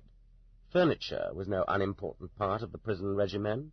Adamova wrote eloquently of her happiness at finding a simple wooden cot with a straw mattress and a simple wooden table in her cell at Suzdal, after having had only cots that folded into the wall and chairs anchored to the floor. In the Vladimir Ton, I. Korneyev experienced 2 different prison regimens. Under one, in 1947 to 1948, personal articles were not removed from the cell. One could lie down during the day, and the turnkey very seldom looked through the peephole. But under the other, in 1949 to 1953, the cell was locked with 2 locks, the responsibility of the turnkey and duty officer respectively. One was forbidden to lie down, forbidden to talk in a normal voice, in Kazan only in a whisper. Personal articles were all taken away. A uniform of striped mattress ticking was issued. Correspondence was permitted only twice a year, and only on those days announced without warning by the chief of the prison. Anyone who missed that day couldn't write. And only a sheet of paper half the size of a postal sheet could be used. Violent searches and unscheduled visits were frequent, requiring the complete turning out of one's belongings and undressing down to one's skin.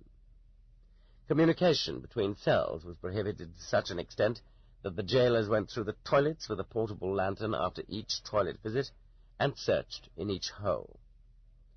The entire cell would get punishment cells for graffiti in the toilets. The punishment cells were a scourge in the special-purpose prisons. One could get into a punishment cell for coughing. Cover your head with your blanket, then you can cough. Or for walking around the cell. Kozyrev, it was considered to be rebellious. For the noise made by one's shoes. In the Kazan prison, women had been issued men's shoes that were much too large for women's feet, size 10.5. Incidentally, Ginsburg was correct in concluding that periods in a punishment cell were meted out not for any particular misdemeanor, but according to a schedule. Every prisoner was required to spend some time there in order to learn what it was like. And the rules included another generally applicable point. In the event of any display of unruliness in a punishment cell, the chief of the prison has the right to extend the term of incarceration there to 20 days. Just what was meant by unruliness. Here's what happened to Kozyrev. The descriptions of the punishment cell and much else in the prison regimen tally to such an extent among all sources that the stamp of a single system of administrative rules can be detected. He was given another 5 days in the punishment cell for pacing back and forth. In the autumn, the building containing the punishment cells was unheated, and it was very cold. They forced prisoners to undress down to their underwear and to take off their shoes. The floor was bare earth and dust. It might be wet dirt. And in the Kazan prison it might even be covered with water. Kozyrev had a stool in his. Ginsburg had none in hers. He immediately concluded that he would perish, that he would freeze to death. But some kind of mysterious inner warmth gradually made itself felt, and it was his salvation. He learned to sleep sitting on his stool. They gave him a mug of hot water 3 times a day. It made him drunk. One of the duty officers, in violation of the rules, pressed a piece of sugar into his 10.5-ounce bread ration. On the basis of the rations issued him, and by observing the light from some faraway, tiny, labyrinthine window, Kozyrev kept count of the days. His 5 days had come to an end, but he had not been released. His sense of hearing had become extremely acute, and he heard whispers in the corridor, having to do with either the 6th or 6 days. This was a provocation. They were waiting for him to say that his 5 days were over, and that it was time to let him out. That would have constituted unruliness, for which his stay in the punishment cell would have been prolonged. But he sat silent and obedient for another day, and then they let him out, just as if everything had been the way it was supposed to be. Perhaps the chief of the prison used this method for testing all the prisoners in turn for submissiveness, and then he could sentence all those who weren't yet submissive enough to further terms in the punishment cell. After the punishment cell, the ordinary cell seemed like a palace. Kozyrev became deaf for half a year, and he began to get abscesses in his throat. His cellmate went insane from frequent imprisonment in the punishment cell, and Kozyrev was kept locked up with an insane man for more than a year, with just the 2 of them there. Nadezhda Surovtseva recalls many cases of insanity in political isolators. She herself recalls as many as Novorusky totaled up in the whole chronicle of Schusselburg. Does it not at this point seem to the reader that we have gradually, step by step, mounted to the very point, the peak of the second horn, and that it is probably really higher than the first, and probably sharper, too? But opinions are divided. With one voice, the old camp veterans consider the Vladimir Ton of the 50s a resort. That is how Vladimir Borosovich Zeldovich, sent there from Abez station, regarded it, and Anna Petrovna Skripnikova, who was sent there in 1956 from the Kemerovo camps. Skripnikova was particularly astonished at the regular dispatch, every 10 days, of petitions and declarations. She even began to write, believe it or not, to the United Nations, and by the excellent library, including books in foreign languages. They used to bring the complete catalogue to the cell, and you made out a list for a whole year ahead. It is also necessary to keep in mind how elastic our law is. Thousands of women, wives, were sentenced to prison, to Tayozak. And then, one fine day, someone whistled, and they were transferred to camps. The Kolyma hadn't fulfilled the gold plan, and so they switched them without any trial or any court. In fact, does Tayozak actually exist at all, or is it only the vestibule for the camps?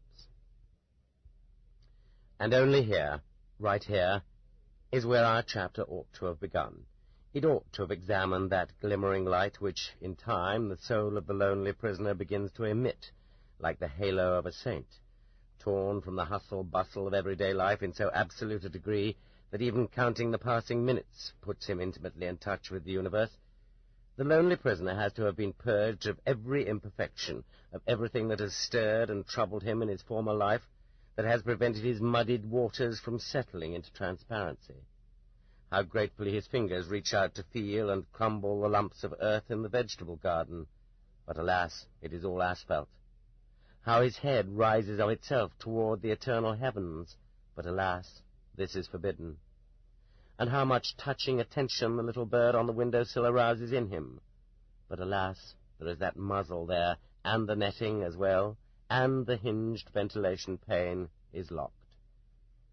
And what clear thoughts, what sometimes surprising conclusions, he writes down on the paper issued him. But alas, only if you buy it in the commissary, and only if you turn it into the prison office when you have used it up, for eternal safekeeping. But our peevish qualifications somehow interrupt our line of thought. The plan of our chapter creaks and cracks, and we no longer know the answer to the question. Is the soul of a person in the new type prison, in the special purpose prison, the ton, purified, or does it perish once and for all? If the first thing you see each and every morning is the eyes of your cellmate who has gone insane, how then shall you save yourself during the coming day? Nikolai Alexandrovich Kozyrev, whose brilliant career in astronomy was interrupted by his arrest, saved himself only by thinking of the eternal and infinite, of the order of the universe, and of its supreme spirit, of the stars, of their internal state, and what time and the passing of time really are. And in this way he began to discover a new field in physics. And only in this way did he succeed in surviving in the Dmitrovsk prison. But his line of mental exploration was blocked by forgotten figures. He could not build any further. He had to have a lot of figures. Now just where could he get them in his solitary confinement cell with its overnight kerosene lamp, a cell into which not even a little bird could enter? And the scientist prayed, "Please, God, I have done everything I could. Please help me. Please help me continue." At this time he was entitled to receive one book every 10 days. By then he was alone in the cell. In the meagre prison library were several different editions of Demian Bedny's Red Concert, which kept coming around to each cell again and again. Half an hour passed after his prayer. They came to exchange his book, and as usual, without asking anything at all, they pushed a book at him. It was entitled A Course in Astrophysics. Where had it come from? He simply could not imagine such a book in the prison library. Aware of the brief duration of this coincidence, Kozyrev threw himself on it and began to memorize everything he needed immediately, and everything he might need later on. In all, just 2 days had passed, and he had 8 days left in which to keep his book, when there was an unscheduled inspection by the chief of the prison. His eager eye noticed immediately. "But you are an astronomer?" "Yes." "Take this book away from him."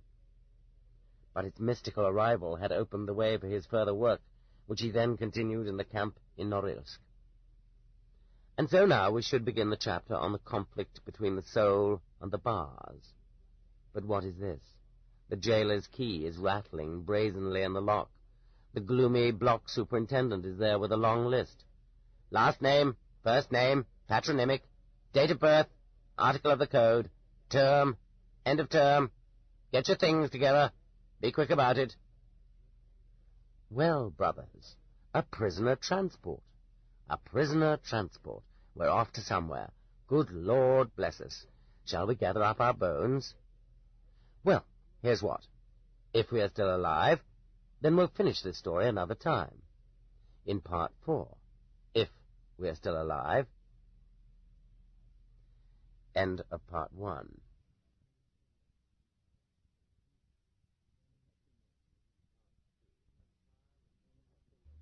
Part 2.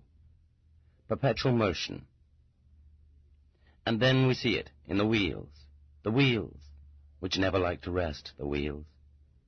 How heavy are the stones themselves, the millstones. They dance in merry ranks, the millstones. W. Muller. Chapter 1. The Ships of the Archipelago. Scattered from the Bering Strait almost to the Bosporus are thousands of islands of the spellbound archipelago. They are invisible, but they exist.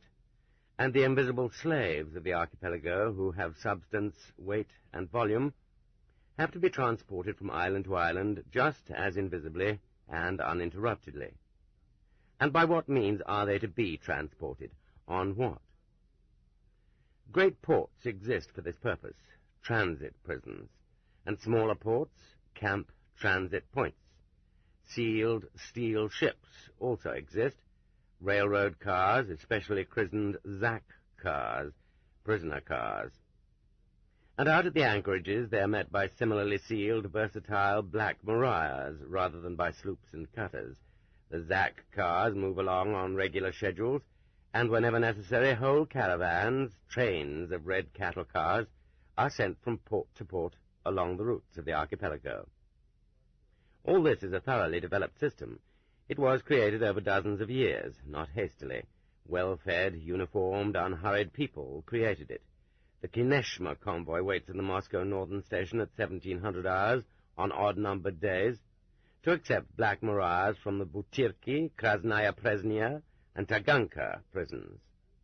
The Ivanovo convoy has to arrive at the station at 0600 hours on even-numbered days to receive and hold in custody transit prisoners for Nerekta, Bezhetsk, and Bologoye. All this is happening right next to you. You can almost touch it, but it's invisible, and you can shut your eyes to it too. At the big stations, the loading and unloading of the dirty faces takes place far, far from the passenger platform, and is seen only by switchmen and roadbed inspectors. At smaller stations, a blind alleyway between two warehouses is preferred, into which the black mariahs can back, so that their steps are flush with the steps of the ZAC car. The convict doesn't have time to look at the station, to see you, or to look up and down the train. He gets to look only at the steps, and sometimes the lower step is waist-high, and he hasn't the strength to climb up on it. And the convoy guards who have blocked off the narrow crossing from the Black Mariah to the ZAC car growl and snarl, "Quick, quick, come on, and maybe even brandish their bayonets. And you, hurrying along the platform with your children, your suitcases, and your string bags, are too busy to look closely. Why is that second baggage car hitched onto the train? There is no identification on it, and it is very much like a baggage car, and the gratings have diagonal bars, and there is darkness behind them. But then why are soldiers, defenders of the fatherland, riding in it, and why, when the train stops, do two of them march whistling along on either side and peer down under the car? The train starts, and 100 crowded prisoner destinies, tormented hearts, are borne along the same snaky rails, behind the same smoke, past the same fields, posts, and haystacks as you, and even a few seconds sooner than you. But outside your window even less trace of the grief which has flashed past is left in the air than fingers leave in water. And in the familiar life of the train, which is always exactly the same, with its slit-openable package of bed linen and tea served in glasses with metal holders, could you possibly grasp what a dark and suppressed horror has been borne through the same sector of Euclidean space just 3 seconds ahead of you? You are dissatisfied because there are 4 of you in your compartment and it is crowded. And could you possibly believe, and will you possibly believe when reading these lines, that in the same size compartment as yours, but up ahead in that ZAC car, there are 14 people? And if there are 25? And if there are 30? The ZAC car. What a foul abbreviation it is. As for that matter, all the executioners' abbreviations. They meant to indicate that this was a railroad car for prisoners, for Zakliochenyi. But nowhere, except in prison documents, has this term caught on and stuck. The prisoners got used to calling this kind of railroad car a Stolypin car, or, more simply, just a Stolypin. As rail travel was introduced more widely in our fatherland, prisoner transports changed their form. Right up to the 90s of the last century, the Siberian prisoner transports moved on foot or by horse cart. As far back as 1896, Lenin traveled to Siberian exile in an ordinary third-class passenger car, with 3 people all around him, and shouted to the train crew that it was intolerably crowded. The painting by Yaroshenko, which everyone knows, Life is Everywhere, shows a 4th-class passenger car re-equipped in very naive fashion for prisoner transport. Everything has been left just as it was, and the prisoners are travelling just like ordinary people, except that double gratings have been installed on the windows. Cars of this type were used on Russian railroads for a very long time, and certain people remember being transported as prisoners in just such cars in 1927, except that the men and women were separated.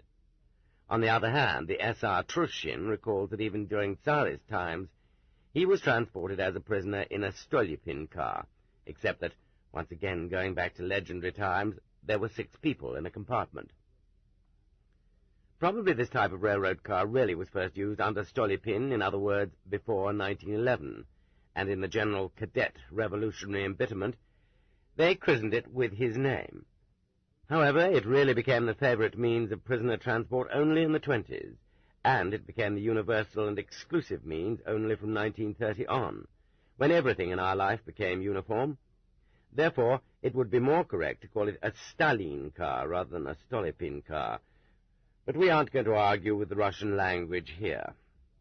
The Stolypin car is an ordinary passenger car divided into compartments, except that 5 of the 9 compartments are allotted to the prisoners. Here, as everywhere in the archipelago, half of everything goes to the auxiliary personnel, the guards. And compartments are separated from the corridor, not by a solid barrier, but by a grating, which leaves them open for inspection. This grating consists of intersecting diagonal bars like the kind one sees in station parks. It rises the full height of the car, and because of it, there are not the usual baggage racks projecting from the compartments over the corridor. The windows on the corridor sides are ordinary windows, but they have the same diagonal gratings on the outside. There are no windows in the prisoners' compartments, only tiny barred blinds on the level of the second sleeping shelves. That's why the car has no exterior windows and looks like a baggage car. The door into each compartment is a sliding door, an iron frame with bars.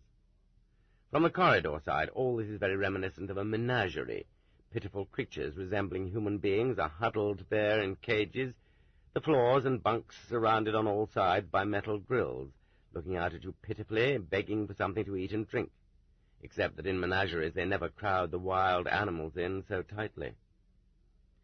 According to the calculations of non-prisoner engineers, 6 people can sit on the bottom bunks of a Stolypin compartment, and another 3 can lie on the middle ones, which are joined in one continuous bunk, except for the space cut out beside the door for climbing up and getting down, and 2 more can lie on the baggage shelves above. Now, if, in addition to these 11 more are pushed into the compartment, the last of whom are shoved out of the way of the door by the jailer's boots as they shut it, then this will constitute a normal complement for a Stolypin prisoner's compartment. This book is continued on Cassette 7. The Gulag Archipelago, Volume 1, Section 2, continued. Cassette 7, Side 1. According to the calculations of non-prisoner engineers, 6 people can sit on the bottom bunks of a Stolypin compartment, and another 3 can lie on the middle ones, which are joined in one continuous bunk, except for the space cut out beside the door for climbing up and getting down, and 2 more can lie on the baggage shelves above. Now, if, in addition to these 11 more are pushed into the compartment, the last of whom are shoved out of the way of the door by the jailer's boots as they shut it, then this will constitute a normal complement for a Stolypin prisoner's compartment. 2 huddle, half sitting on each of the upper baggage shelves, another 5 lie on the joined middle level, and they are the lucky ones. These places are won in battle, and if there are any prisoners present from the underworld companionship of thieves, the Blatnie, then it is they who are lying there, and this leaves 13 down below. 5 sit on each of the bunks, and 3 are in the aisle between their legs. Somewhere, mixed up with the people, on the people, and under the people, are their belongings. And that is how they sit, their crossed legs wedged beneath them day after day. No, it isn't done especially to torture people. A sentenced prisoner is a laboring soldier of socialism, so why should he be tortured? They need him for construction work. But after all, you will agree he is not often a jaunt to visit his mother-in-law, and there's no reason in the world to treat him so well that people out in freedom would envy him. We have problems with our transportation.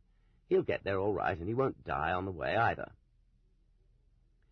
Since the 50s, when railroad timetables were actually straightened out, the prisoners haven't had to travel in this fashion for very long at a time, say a day and a half or 2 days.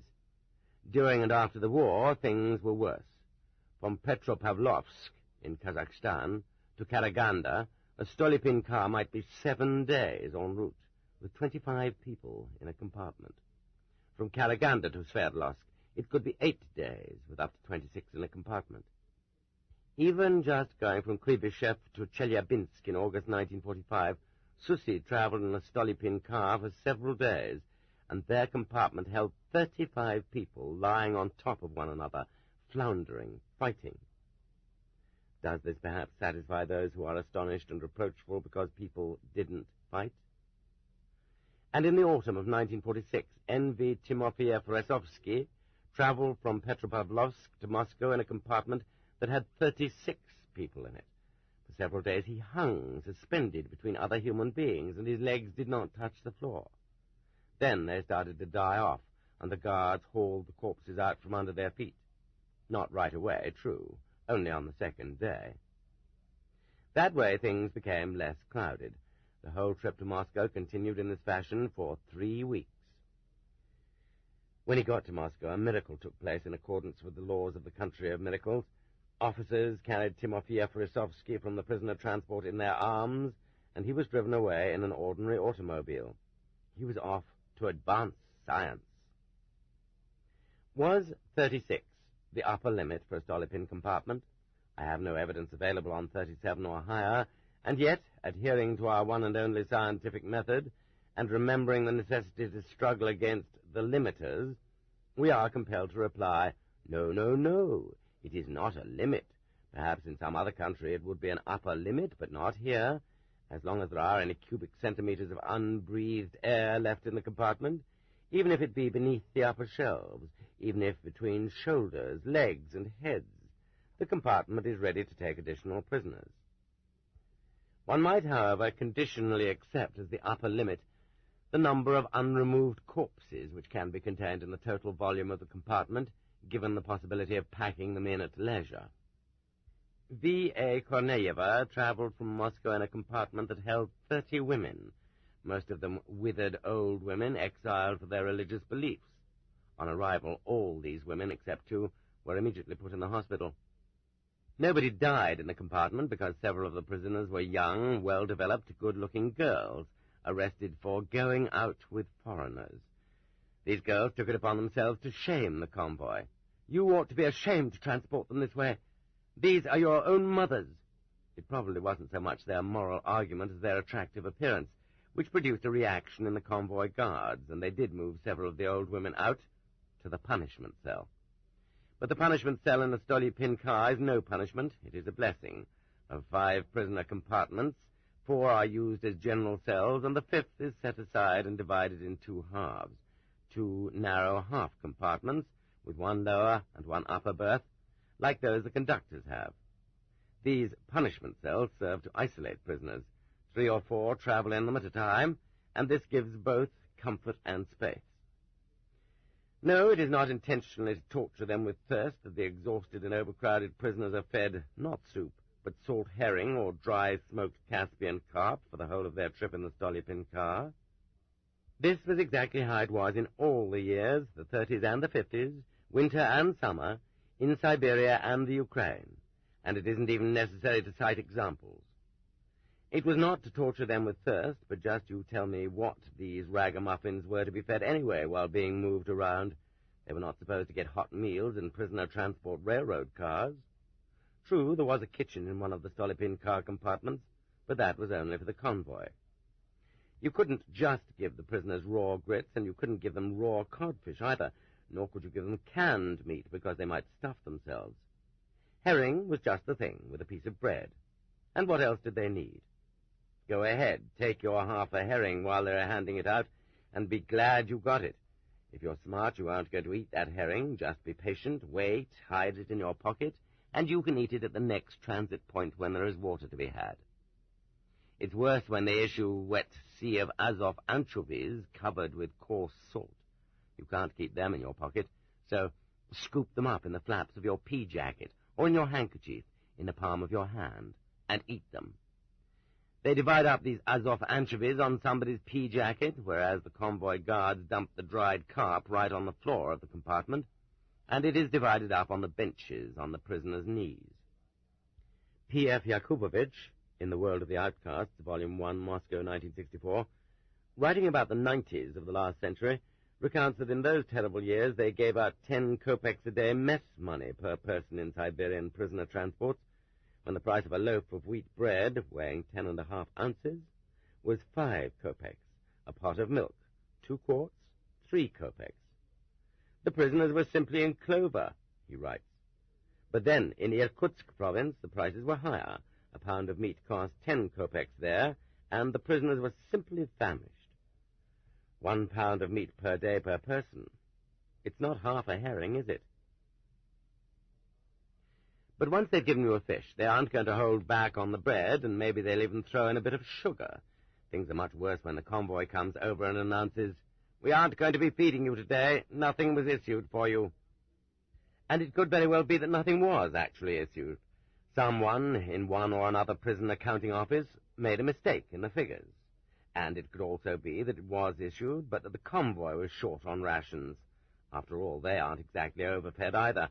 And so they decided to snag a bit of your bread for themselves, and in that case to hand over half a herring by itself would seem suspicious. And, of course, it is not for the purpose of intentionally torturing the prisoner that after his herring he is given neither hot water, and he never gets that here in any case, nor even plain unboiled water. One has to understand the situation. The convoy staff is limited. Some of them have to be on watch in the corridor. Some are on duty on the platform. At the stations, they clamber all over the car, under it, on top of it, to make sure that there aren't any holes in it. Others are kept busy cleaning guns, and then, of course, there has to be time for political indoctrination and their catechism on the Articles of War. And the third shift is sleeping. They insist on their full 8 hours, for after all, the war is over. And then, to go carry water in pails, it has to be hauled a long way, too, and it's insulting. Why should a Soviet soldier have to carry water like a donkey for enemies of the people? And there are also times when they spend half a day hauling the Stolypin cars way out from the station in order to reshuffle or recouple the cars. It will be farther away from prying eyes. And the result is that you can't get water even for your own Red Army mess. True, there is one way out. You can go dip up some water from the locomotive tender. It's yellow and murky with some lubricating grease mixed in with it. But the Zeks will drink it willingly. It doesn't really matter that much anyway, since it isn't as if they could see what they are drinking in the semi-darkness of their compartment. They don't have their own window, and there isn't any light bulb there either, and what light they get comes from the corridor. And there's another thing, too. It takes a long time to dole out that water. The Zeks don't have their own mugs. Whoever did have one has had it taken away from him. So what it adds up to is that they have to be given the 2 government-issue mugs to drink out of, and while they're drinking up, you have to keep standing there and standing and dipping it out and dipping it out some more and handing it to them. Yes, and then, too, the prisoners argue about who's to drink first. They want the healthy prisoners to drink first, and only then those with tuberculosis, and last of all, those with syphilis. Just as if it wasn't going to begin all over again in the next cell. First, the healthy ones. But the convoy could have borne with all that, hauled the water, and doled it out, if only those pigs, after slurping up the water, didn't ask to go to the toilet.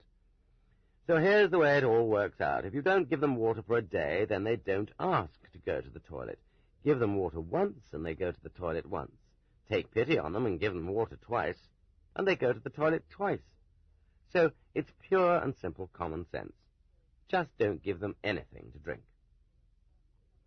And it isn't that one is stingy about taking them to the toilet because one wants to be stingy about the use of the toilet itself, but because taking prisoners to the toilet is a responsible, even one might say a combat operation. It takes a long, long time for 1 private first class and 2 privates. 2 guards have to be stationed, one next to the toilet door, the other in the corridor on the opposite side, so that no one tries to escape in that direction, while the private first class has to push open and then shut the door to the compartment, first to admit the returning prisoner, and then to allow the next one out. The statutes permit letting out only one at a time so that they don't try to escape, and so that they can't start a rebellion.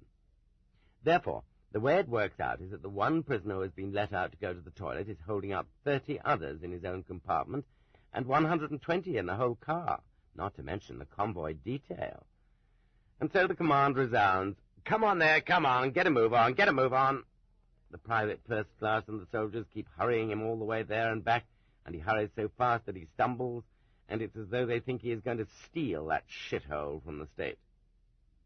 In 1949, traveling in a Stolypin car between Moscow and Kuibyshev, the one-legged German Schultz, having understood the Russian hurry-up by this time, jumped to the toilet and back on his one leg, while the convoy kept laughing and ordering him to go faster.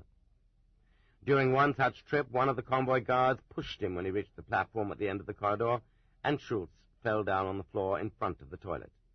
The convoy guard went into a rage and began to beat him, while Schultz, who couldn't get up because of the blows raining down on him, crawled and crept into the dirty toilet. The rest of the convoy roared with laughter.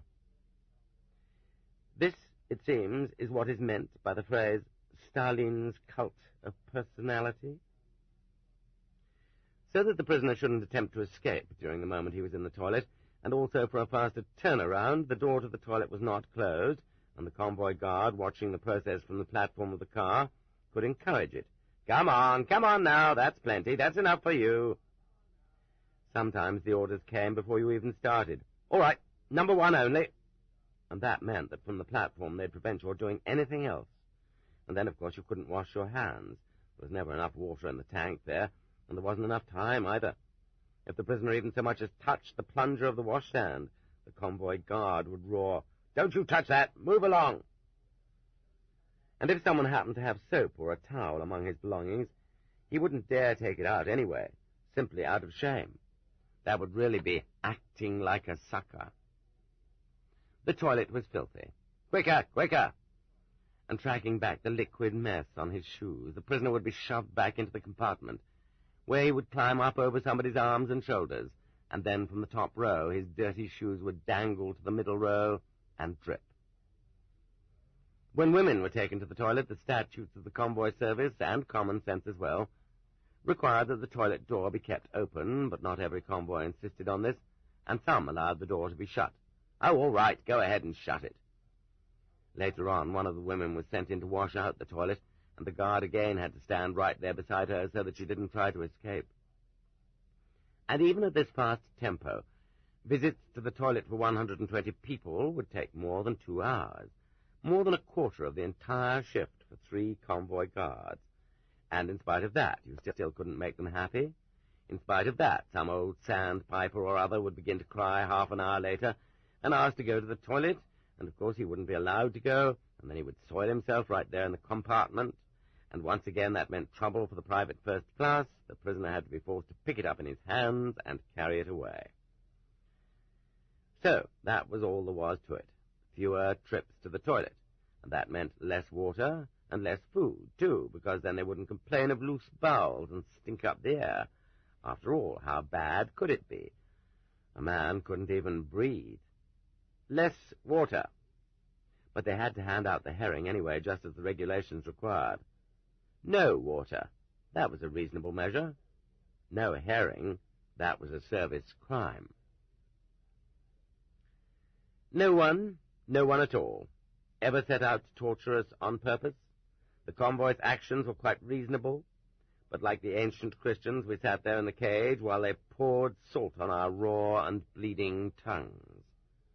Also, the prisoner transport convoys did not often deliberately, though sometimes they did, mix the thieves, blatari, and non-political offenders in with Article 58 politicals in the same compartment. But a particular situation existed. There were a great many prisoners and very few railroad cars and compartments, and time was always short. And so when was there time enough to sort them out? One of the 4 compartments was kept for women, and if the prisoners in the other 3 were to be sorted out on one basis or another, the most logical basis would be by destination, so that it would be easier to unload them. After all, was it because Pontius Pilate wanted to humiliate him that Christ was crucified between 2 thieves? It just happened to be crucifixion day that day, and there was only one Golgotha, and time was short, and so he was numbered with the transgressors. I am afraid even to think what I would have had to suffer if I had been in the position of a common convict. The convoy and the transport officers dealt with me and my comrades with cautious politeness. Being a political, I went to hard labor in relative comfort. On the transports, I had quarters separate from the criminal prisoners, and my pood, my 36 pounds of baggage, was moved about on a cart. I left out the quotation marks around the above paragraph to enable the reader to understand things a little better. After all, quotation marks are always used either for irony or to set something apart. And without quotation marks, the paragraph sounds wild, does it not? It was written by P.F. Yakubovich about the 90s of the last century. His book was recently republished as a sermon on that dark and dismal age. We learn from it that even on a barge the political prisoners had special quarters and a special section set aside for their walks on deck. The same thing appears in Tolstoy's Resurrection, in which, furthermore, an outsider, Prince Nekhludoff, is allowed to visit the political prisoners in order to interview them. And it was only because the magic word political had been left out by mistake, opposite Yakubovich's name on the list, his own words, that he was met at Ustkara by the hard labor inspector, like an ordinary criminal prisoner, rudely, provocatively, impudently. However, this misunderstanding was all happily cleared up. What an unbelievable time! It was almost a crime to mix politicals with criminals. Criminals were teamed up and driven along the streets to the station so as to expose them to public disgrace. And politicals could go there in carriages. Olminsky in 1899. Politicals were not fed from the common pot, but were given a food allowance instead, and had their meals brought from public eating houses. The Bolshevik Olminsky didn't want even the hospital rations because he found the food too coarse. Because of all of this, the ordinary criminal mob christened the professional revolutionaries mangy swells. P.F. Yakubovich. The Butyrki prison superintendent apologized to Olminsky for the jailers having addressed him too familiarly. You see, we seldom get politicals here, and the jailer didn't know any better. Seldom get politicals in the Butyrki? What kind of dream is this? Then where were they? The Lubyanka didn't exist as a prison at the time, and neither did Lefortovo. The writer Radishchev was taken to the prisoner transport in shackles, and when the weather got cold, they threw over him a repulsive, raw sheepskin coat, which they had taken from a watchman. However, the Empress Catherine immediately issued orders that his shackles be removed, and that he be provided with everything he required for his journey. But in November 1927, Anna Skripnikova was sent on a transport from the Butyrki to the Solovetsky Islands in a straw hat and a summer dress. That was what she had been wearing when she was arrested in the summer, and since that time her room had been sealed, and no one was willing to give her permission to get her winter things out of it. To draw a distinction between political prisoners and common criminals is the equivalent of showing them respect as equal opponents, of recognizing that people may have views of their own. Thus, a political prisoner is conscious of political freedom, even when under arrest. But since the time when we all became KRs and the socialists failed to retain their status as politicals, since then any protest that as a political you ought not to be mixed up with ordinary criminals has resulted only in laughter on the prisoner's part and bewilderment on the part of the jailers. All are criminals here, the jailers reply, sincerely. This mingling, this first devastating encounter, takes place either in the Black Maria or in the Stolypin car. Up to this moment, no matter how they have oppressed, tortured, and tormented you during the interrogation, it has all originated with the Blue Caps, and you have never confused them with human beings, but have seen in them merely an insolent branch of the service. But at the same time, even if your cellmates have been totally different from you in development and experience, and even if you have quarreled with them, and even if they have squealed on you, they have all belonged to that same ordinary, sinful, everyday humanity among which you have spent your whole life. When you were jammed into a Stolypin compartment, you expected that here, too, you would encounter only colleagues in misfortune. All your enemies and oppressors remained on the other side of the bars, and you certainly did not expect to find them on this side. And suddenly you lift your eyes to the square recess in the middle bunk, to that one and only heaven above you, and up there you see 3 or 4, oh no, not faces. They aren't monkey muzzles either, because monkeys' muzzles are much, much decenter and more thoughtful. No, and they aren't simply hideous countenances, since there must be something human even in them. You see cruel, loathsome snouts up there, wearing expressions of greed and mockery. Each of them looks at you like a spider gloating over a fly. Their web is that grating which imprisons you, and you have been had. They squinch up their lips, as if they intend to bite you from one side. They hiss when they speak, enjoying that hissing more than the vowel and consonant sounds of speech. And the only thing about their speech that resembles the Russian language is the endings of verbs and nouns. It is gibberish. Those strange gorilloids were usually dressed in sleeveless undershirts. After all, it is stuffy in the Stolypin car. Their sinewy purple necks, their swelling shoulder muscles, their swarthy tattooed chests have never suffered prison emaciation. Who are they? Where do they come from? And suddenly you see a small cross dangling from one of those necks. Yes, a little aluminum cross on a string. You are surprised and slightly relieved. That means there are religious believers among them. How touching. So nothing terrible is going to happen. But immediately this believer belies both his cross and his faith by cursing, and they curse partly in Russian, and he jabs 2 protruding fingers spread into the V of a slingshot right in your eyes, not even pausing to threaten you, but starting to punch them out then and there. And this gesture of theirs which says, "I'll gouge out your eyes, crowbait," covers their entire philosophy and faith. If they are capable of crushing your eyeballs like worms, what is there on you or belonging to you that they'll spare? The little cross dangles there, and your still unsquashed eyes watch this wildest of masquerades, and your whole system of reckoning goes awry. Which of you is already crazy, and who is about to go insane? In one moment, all the customs and habits of human intercourse you have lived with all your life have broken down. In your entire previous life, particularly before your arrest, but even to some degree afterward, even to some degree during interrogation, too, you spoke words to other people, and they answered you in words, and those words produced actions. One might persuade, or refuse, or come to an agreement. You recall various human relationships, a request, an order, an expression of gratitude. But what has overtaken you here is beyond all these words and beyond all these relationships. An emissary of the ugly snout descends, most often a vicious boy whose impudence and rudeness are thrice despicable, and this little demon unties your bag and rifles your pockets, not tentatively, but treating them like his very own. From that moment, nothing that belongs to you is yours any longer, and all you yourself are is a rubber dummy around which superfluous things are wrapped, which can easily be taken off. Nor can you explain anything in words, nor deny, nor prohibit, nor plead with that evil little skunk or those foul snouts up above. They are not people. This has become clear to you in one moment.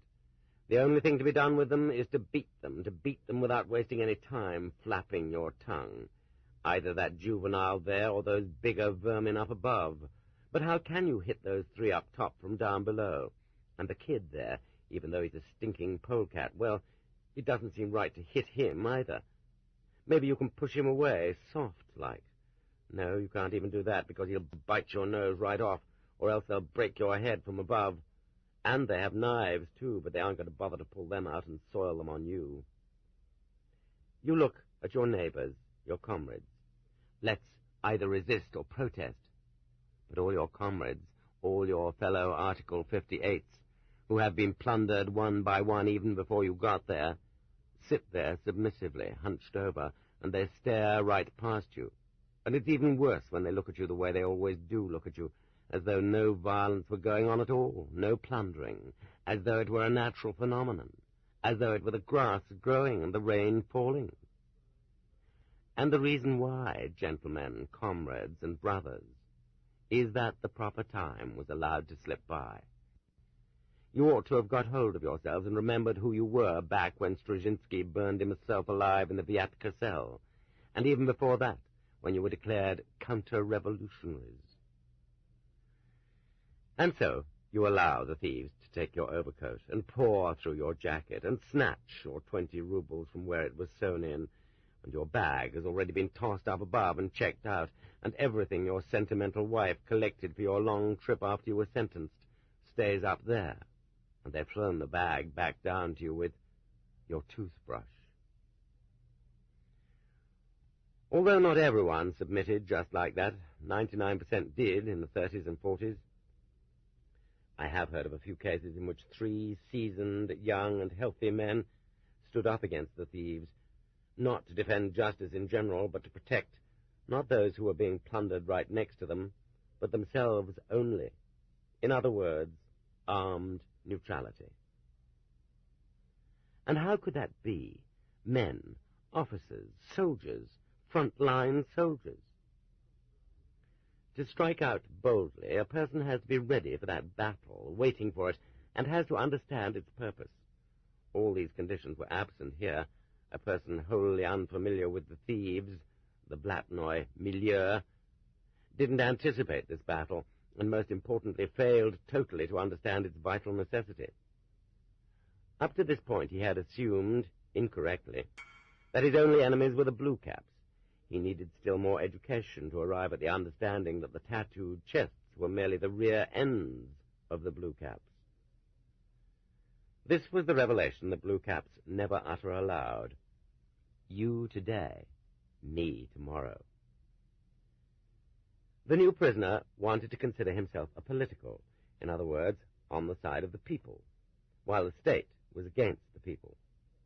And at that point he was unexpectedly assaulted from behind and both sides by quick-fingered devils of some kind, and all the categories got mixed up, and clarity was shattered into fragments. And it would take a long time for the prisoner to put 2 and 2 together and figure out that this horde of devils were hand in glove with the jailers. To strike out boldly, a person has to feel that his rear is defended, that he has support on both his flanks, that there is solid earth beneath his feet. All these conditions were absent for the Article 58. Having passed through the meat grinder of political interrogation, the human being was physically crushed in body. He had been starved, he hadn't slept, he had frozen in punishment cells, he had lain there a beaten man. But it wasn't only his body, his soul was crushed too. Over and over he had been told and had had demonstrated to him that his views and his conduct in life and his relationships with people had all been wrong because they had brought him to ruin. All that was left in that scrunched-up wad the engine room of the law had spewed out into the prisoner transport was a greed for life, and no understanding whatever. To crush him once and for all, and to cut him off from all others once and for all, that was the function of interrogation under Article 58. The convicted prisoner had to learn that his worst guilt out in freedom had been his attempt somehow to get together or unite with others by any route but the party organizer, the trade union organizer, or the administration.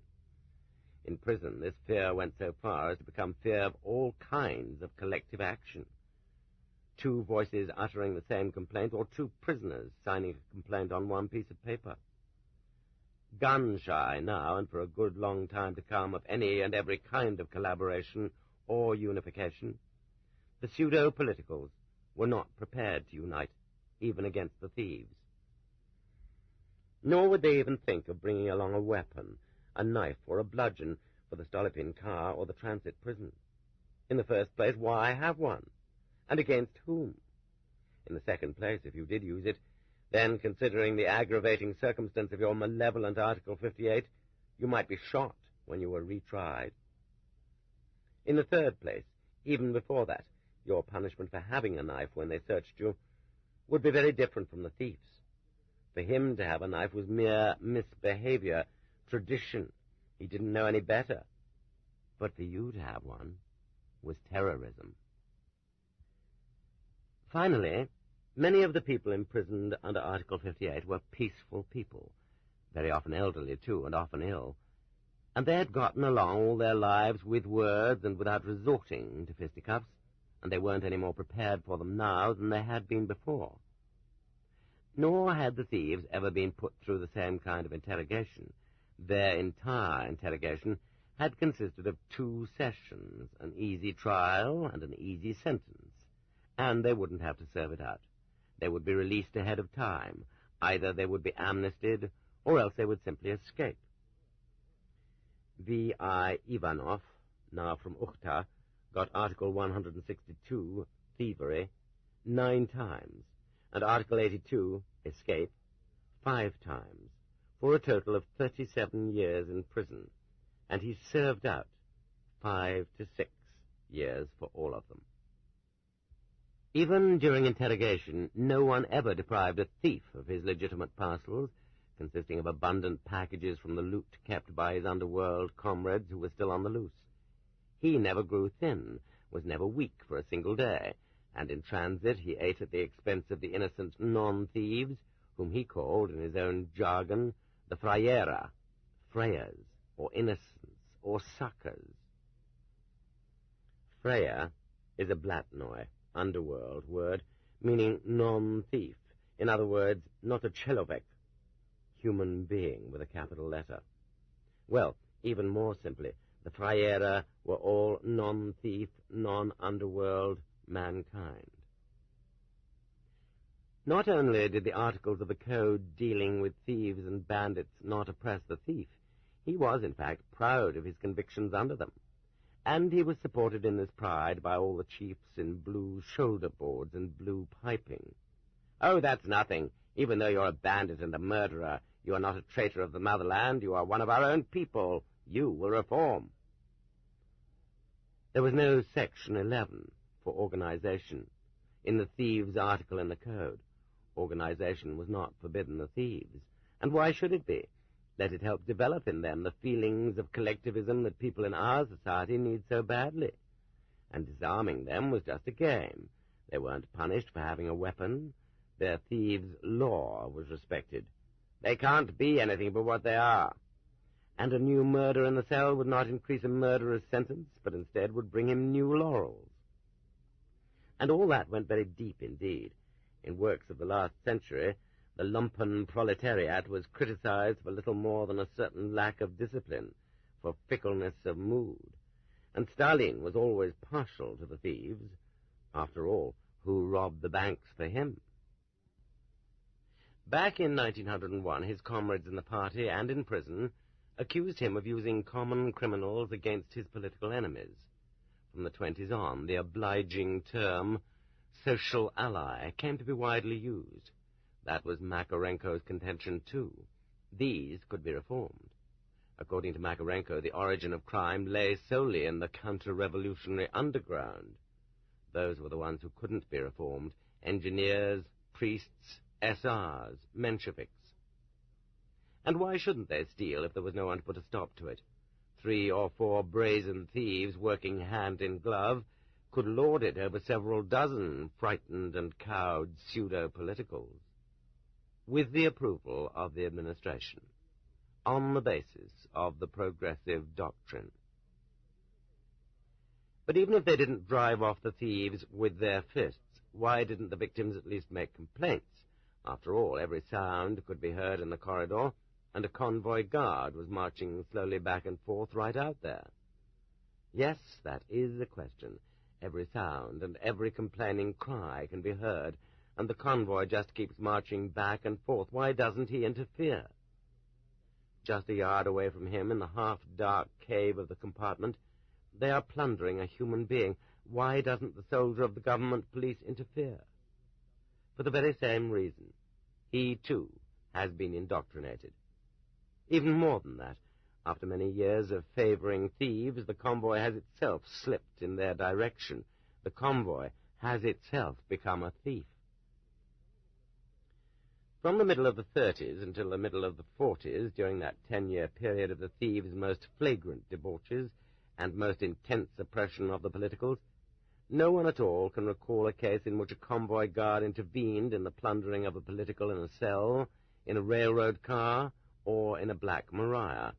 But they will tell you of innumerable cases in which the convoy accepted stolen goods from the thieves, and in return bought them vodka, snacks, sweeter than the rations, too, and smokes.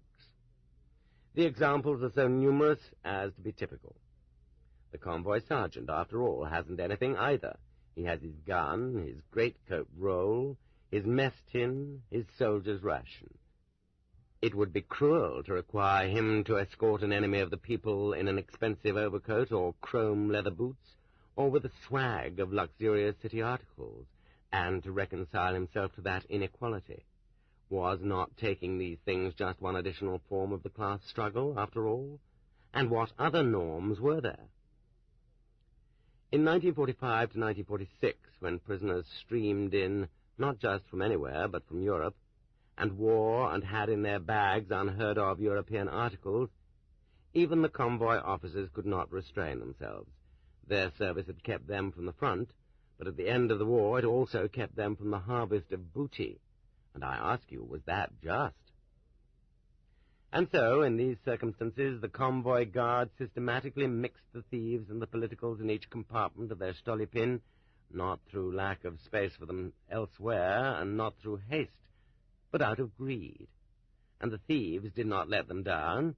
They stripped the beavers of everything, and then those possessions migrated into the suitcases of the convoy. A beaver, in the Blatnoy underworld jargon, was any rich Zek who had trash, meaning good clothes, and bacilli, meaning fats, sugar, and other goodies. But what could be done if the beavers had been loaded into the Stolypin cars and the train was moving and there simply weren't any thieves at all? They simply hadn't put any aboard. What if they weren't being shipped out on prisoner transports that day, even from one of the stations along the way? This could and did happen. Several such cases are known. In 1947, they were transporting from Moscow to the Vladimir Central Prison a group of foreigners who had opulent possessions, as could be seen the very first time their suitcases were opened. At that point, the convoy itself began a systematic confiscation of their belongings right there in the railroad car. So that nothing should be missed, the prisoners were forced to undress down to their bare skin and to sit on the floor of the car near the toilet while their things were examined and taken away. But the convoy guard failed to take into account that they were taking these prisoners not to a camp, but to a genuine prison. On their arrival there, I.A. Korneyev handed in a written complaint describing exactly what had happened. They found the particular unit of convoy guards and searched them. Some of the things were recovered and returned to their owners, who also received compensation in money for those that weren't recovered. They say that the convoy guards got from 10 to 15 years. However, this is something that cannot be checked, and anyway, they would have been convicted under an ordinary non-political article of the Code, and they wouldn't have had to spend a long time in prison. However, that was an exceptional case, and if he had managed to restrain his greed in time, the chief of the convoy would have realized that it was better not to get involved in it. And here is another, less complicated case, which probably means that it happened often. In August 1945, in the Moscow Novosibirsk Stolypin car, in which A. Susi was being transported, it turned out that there weren't any thieves, and the trip was a long one, and the Stolypins just crawled along at that time. Without hurrying in the least, all in good time, the convoy chief declared a search, one prisoner at a time in the corridor with his things. Those summoned were made to undress in accordance with prison rules, but that wasn't why the search was being conducted, for each prisoner who had been searched was, in fact, put right back into his own crowded compartment, and any knife, anything forbidden, could simply have been passed from hand to hand. The real purpose of the search was to examine their personal articles, the clothes they were wearing, and whatever was in their bags. And right there, beside the bags, not in the least bored by the whole protracted search, the chief of the convoy guard, an officer, stood with a haughty poker face, with his assistant, a sergeant, beside him. sinful greed kept trying to pop out, but the officer kept it hidden under a pretended indifference. It was the same situation as an old rake looking over little girls, but embarrassed by the presence of outsiders. Yes, and by that of the girls, too. And not knowing exactly how to proceed. How badly he needed just a few thieves. But there were no thieves in the transport. There were no thieves aboard, but there were individuals among the prisoners who had already been infected by the thief-laden atmosphere of the prison. After all, the example of thieves is instructive and calls forth imitations. It demonstrates that there is an easy way to live in prison. 2 recent officers were in one of the compartments, Sanin, from the Navy, and Merezhkov. They were both 58s, but their attitudes had already changed. Sanin, with Merezhkov's support, proclaimed himself the monitor of the compartment and, through a convoy guard, requested a meeting with their chief. He had fathomed that haughtiness and its need of a pimp. This was unheard of, but Sanin was summoned, and they had a chat somewhere. Following Sanin's example, someone in the second compartment also asked for a meeting, and that person was similarly received. And the next morning they issued not 20 ounces of bread, the prisoner transport ration at the time, but no more than 9 ounces. They gave out the ration, and a quiet murmur began. A murmur, but in fear of any collective action, these politicals did not speak up. In the event, only one among them loudly asked the guard distributing the bread, "Citizen Chief, how much does this ration weigh?" "The correct weight," he was told. "I demand a re-weighing, otherwise I will not accept it," the dissatisfied prisoner declared loudly. The whole car fell silent. Many waited before beginning to eat their ration, expecting that theirs too would be re-weighed. And at that moment, in all his spotlessness, the officer appeared. Everyone fell silent, which made his words all the weightier and all the more irresistible. "Which one here spoke out against the Soviet government?" All hearts stopped beating. People will protest that this is a universal approach, that even out in freedom every little chief declares himself to be the Soviet government, and just try to argue with him about it. But for those who are panicky, who have just been sentenced for anti-Soviet propaganda, the threat is more frightening. "Who was starting a mutiny over the bread ration?" the officer demanded. This book is continued at this point on the other side of this cassette. The Gulag Archipelago, Volume 1, Section 2, continued. Cassette 7, Side 2. "Who was starting a mutiny over the bread ration?" the officer demanded. "Citizen Lieutenant, I only wanted—" The guilty rebel was already trying to explain it all away. "Aha, you're the bastard. You're the one who doesn't like the Soviet government." And why rebel? Why argue? Wasn't it really easier to eat that little underweight ration, to suffer it in silence? And now he had fallen right in it.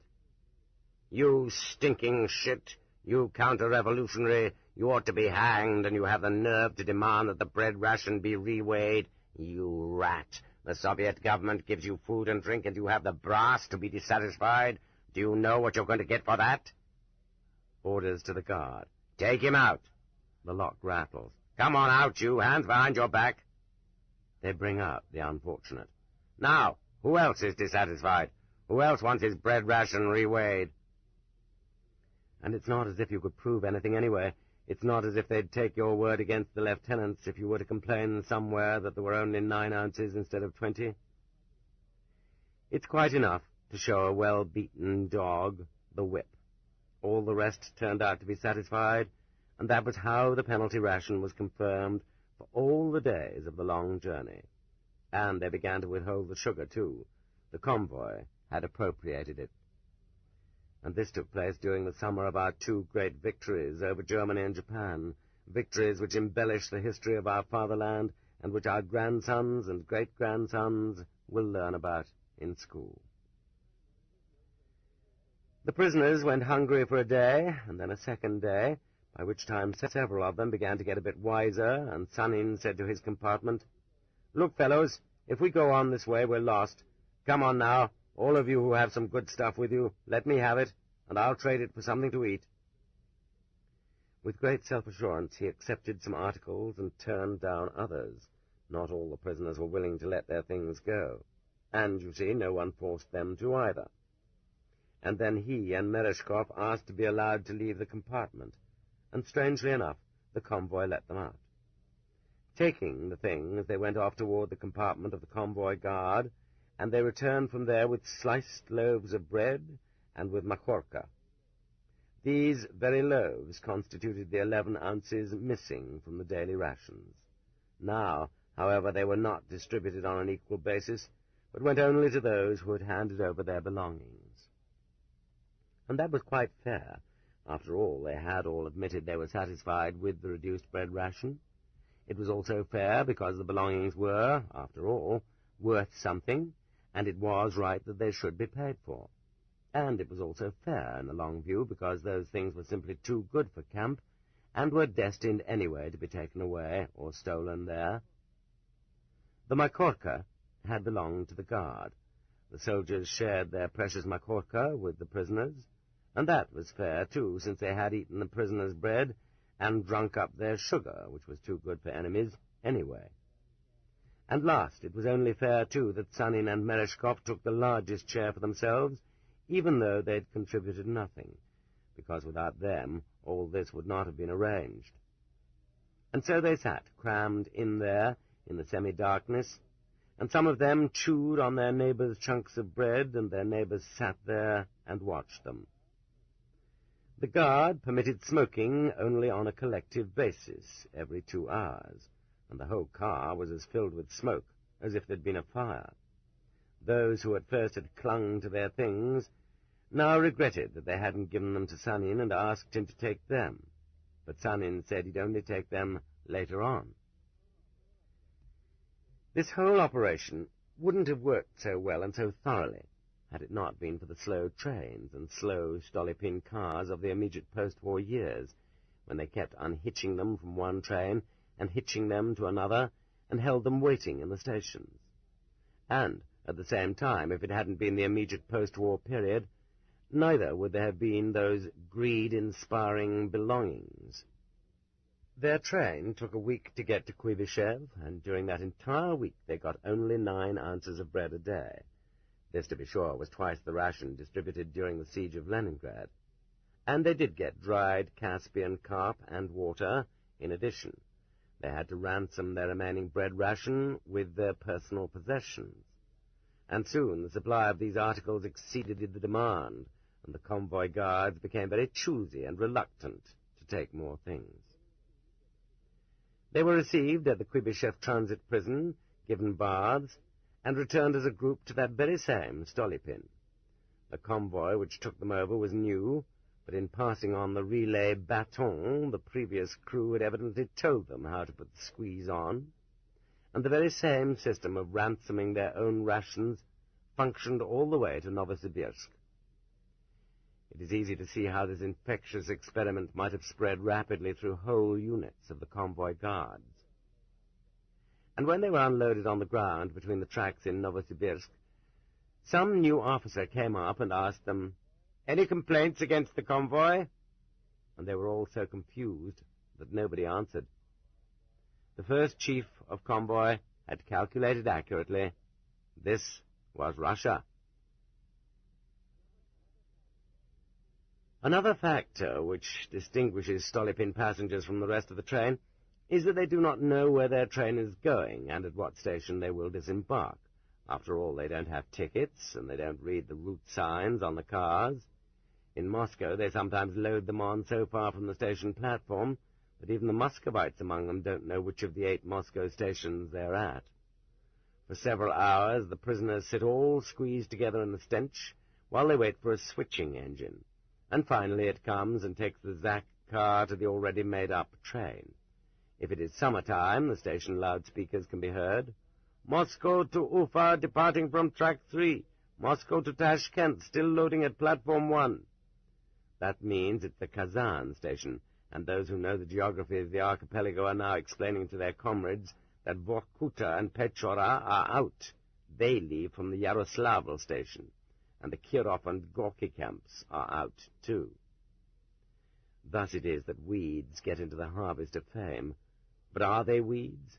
After all, there are no Pushkin, Gogol, or Tolstoy camps. But there are Gorky camps, and what a nest of them, too. Yes, and there is a separate mine named for Maxim Gorky, 25 miles from Elgen in the Kolyma. Yes, Alexei Maximovich Gorky, with your heart and your name, comrade. If the enemy does not surrender, you say one reckless little word, and look, you're not in literature any longer. They never send people from Moscow to Byelorussia, the Ukraine, or the Caucasus anyway. They have no room there even for their own. Let's listen some more. The Ufa train has left, and ours hasn't moved. The Tashkent train has started, and we're still here. Moscow to Novosibirsk, departing. All those seeing passengers off disembark. All passengers show their tickets. We have started. Our train. And what does that prove? Nothing so far. The middle Volga area is still open, and the South Urals. And Kazakhstan, with the Jezkazgan copper mines. And Taishet, with its factory for creosoting railroad ties, where they say creosote penetrates the skin and bones, and its vapors fills the lungs, and that is death.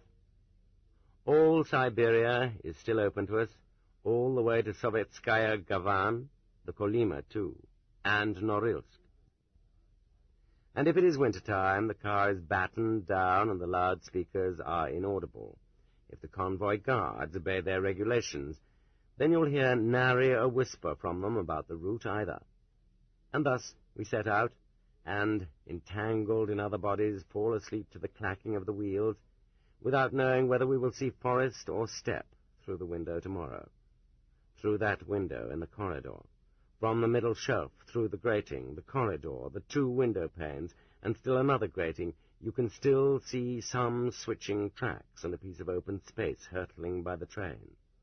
If the window panes have not frosted over, you can sometimes even read the names of the stations, some Avzyunino or Undol. Where are these stations? No one in the compartment knows. Sometimes you can judge from the sun whether you are being taken north or east. Or at some place called Tufanovo, they might shove some dilapidated non-political offender into your compartment, and he would tell you he was being taken to Danilov to be tried, and was scared he'd get a couple of years. In this way, you would find out that you'd gone through Yaroslavl that night, which meant that the first transit prison on your route would be Vologda.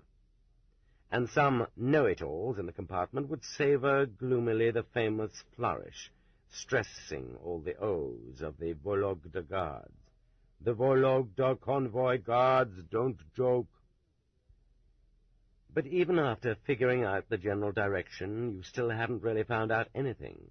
Transit prisons lie in clusters on your route, and you can be shunted off to one side or another from any one of them. You don't fancy Ukhta, nor Inta, nor Vorkuta. But do you think that Construction Project 501, a railroad in the tundra crossing northern Siberia, is any sweeter? It is worse than any of them.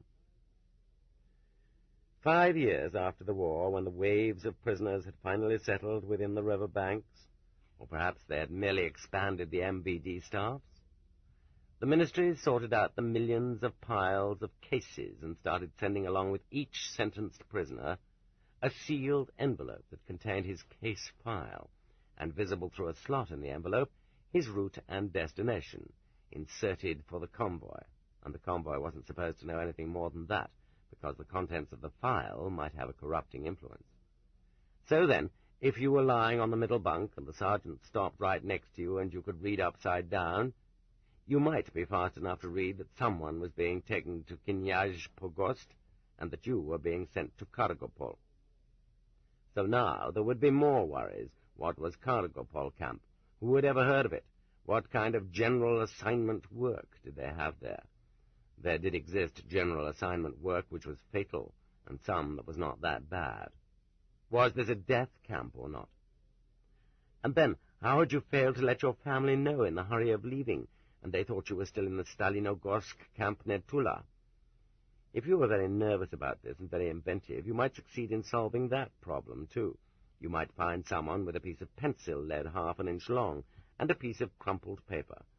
Making sure the convoy doesn't see you from the corridor, you are forbidden to lie with your feet toward the corridor. Your head has to be in that direction. Hunched over and facing in the opposite direction, you write to your family between lurches of the car that you have suddenly been taken from where you were and are being sent somewhere else, and you might be able to send only one letter a year from your new destination, so let them be prepared for this eventuality. You have to fold your letter into a triangle and carry it to the toilet in the hope of a lucky break. They might just take you there while approaching a station or just after passing a station, and the convoy guard on the car platform might get careless, and you can quickly press down on the flush pedal and, using your body as a shield, throw the letter into the hole. It will get wet and soiled, but it might fall right through and land between the rails, or it might even get through dry, and the draft beneath the car will catch and whirl it, and it would fall under the wheels or miss them and land on the downward slope of the embankment. Perhaps it will lie there until it rains, until it snows, until it disintegrates, but perhaps a human hand will pick it up. And if this person isn't a stickler for the party line, he will make the address legible. He will straighten out the letters, or perhaps put it in an envelope, and perhaps the letter will even reach its destination. Sometimes such letters do arrive, postage due, half-blurred, washed out, crumpled, but carrying a clearly defined splash of grief. But it is better still to stop as soon as possible being a sucker, that ridiculous greenhorn, that prey, that victim. The chances are 95 out of 100 that your letter won't get there. But even if it does, it will bring no happiness to your home, and you won't be measuring your life and breath by hours and days once you have entered this epic country. Arrivals and departures here are separated by decades, by a quarter century. You will never return to your former world, and the sooner you get used to being without your near and dear ones, and the sooner they get used to being without you, the better it will be, and the easier. And keep as few things as possible, so that you don't have to fear for them. Don't take a suitcase for the convoy guard to crush at the door of the car. When there are 25 people in a compartment, what else could he figure out to do with it? And don't wear new boots, and don't wear fashionable Oxfords, and don't wear a woolen suit. These things are going to be stolen, taken away, swept aside, or switched, either in the Stolypin car, or in the Black Maria, or in the transit prison. Give them up without a struggle, because otherwise the humiliation will poison your heart. They will take them away from you in a fight, and trying to hold on to your property will only leave you with a bloodied mouth. All those brazen snouts, those jeering manners, those two-legged dregs are repulsive to you. But by owning things and trembling about their fate, aren't you forfeiting the rare opportunity of observing and understanding? And do you think that the freebooters, the pirates, the great privateers, painted in such lively colors by Kipling and Gumilev, were not simply these same Blatanye, these same thieves? That's just what they were. Fascinating and romantic literary portraits. Why are they so repulsive to you here? Understand them, too. To them, prison is their native home. No matter how fondly the government treats them, no matter how it softens their punishments, no matter how often it amnesties them, their inner destiny brings them back again and again. Was not the first word in the legislation of the archipelago for them? In our country, the right to own private property was at one time just as effectively banished out in freedom, too. And then those who had banished it began to enjoy possessing things. So why should it be tolerated in prison?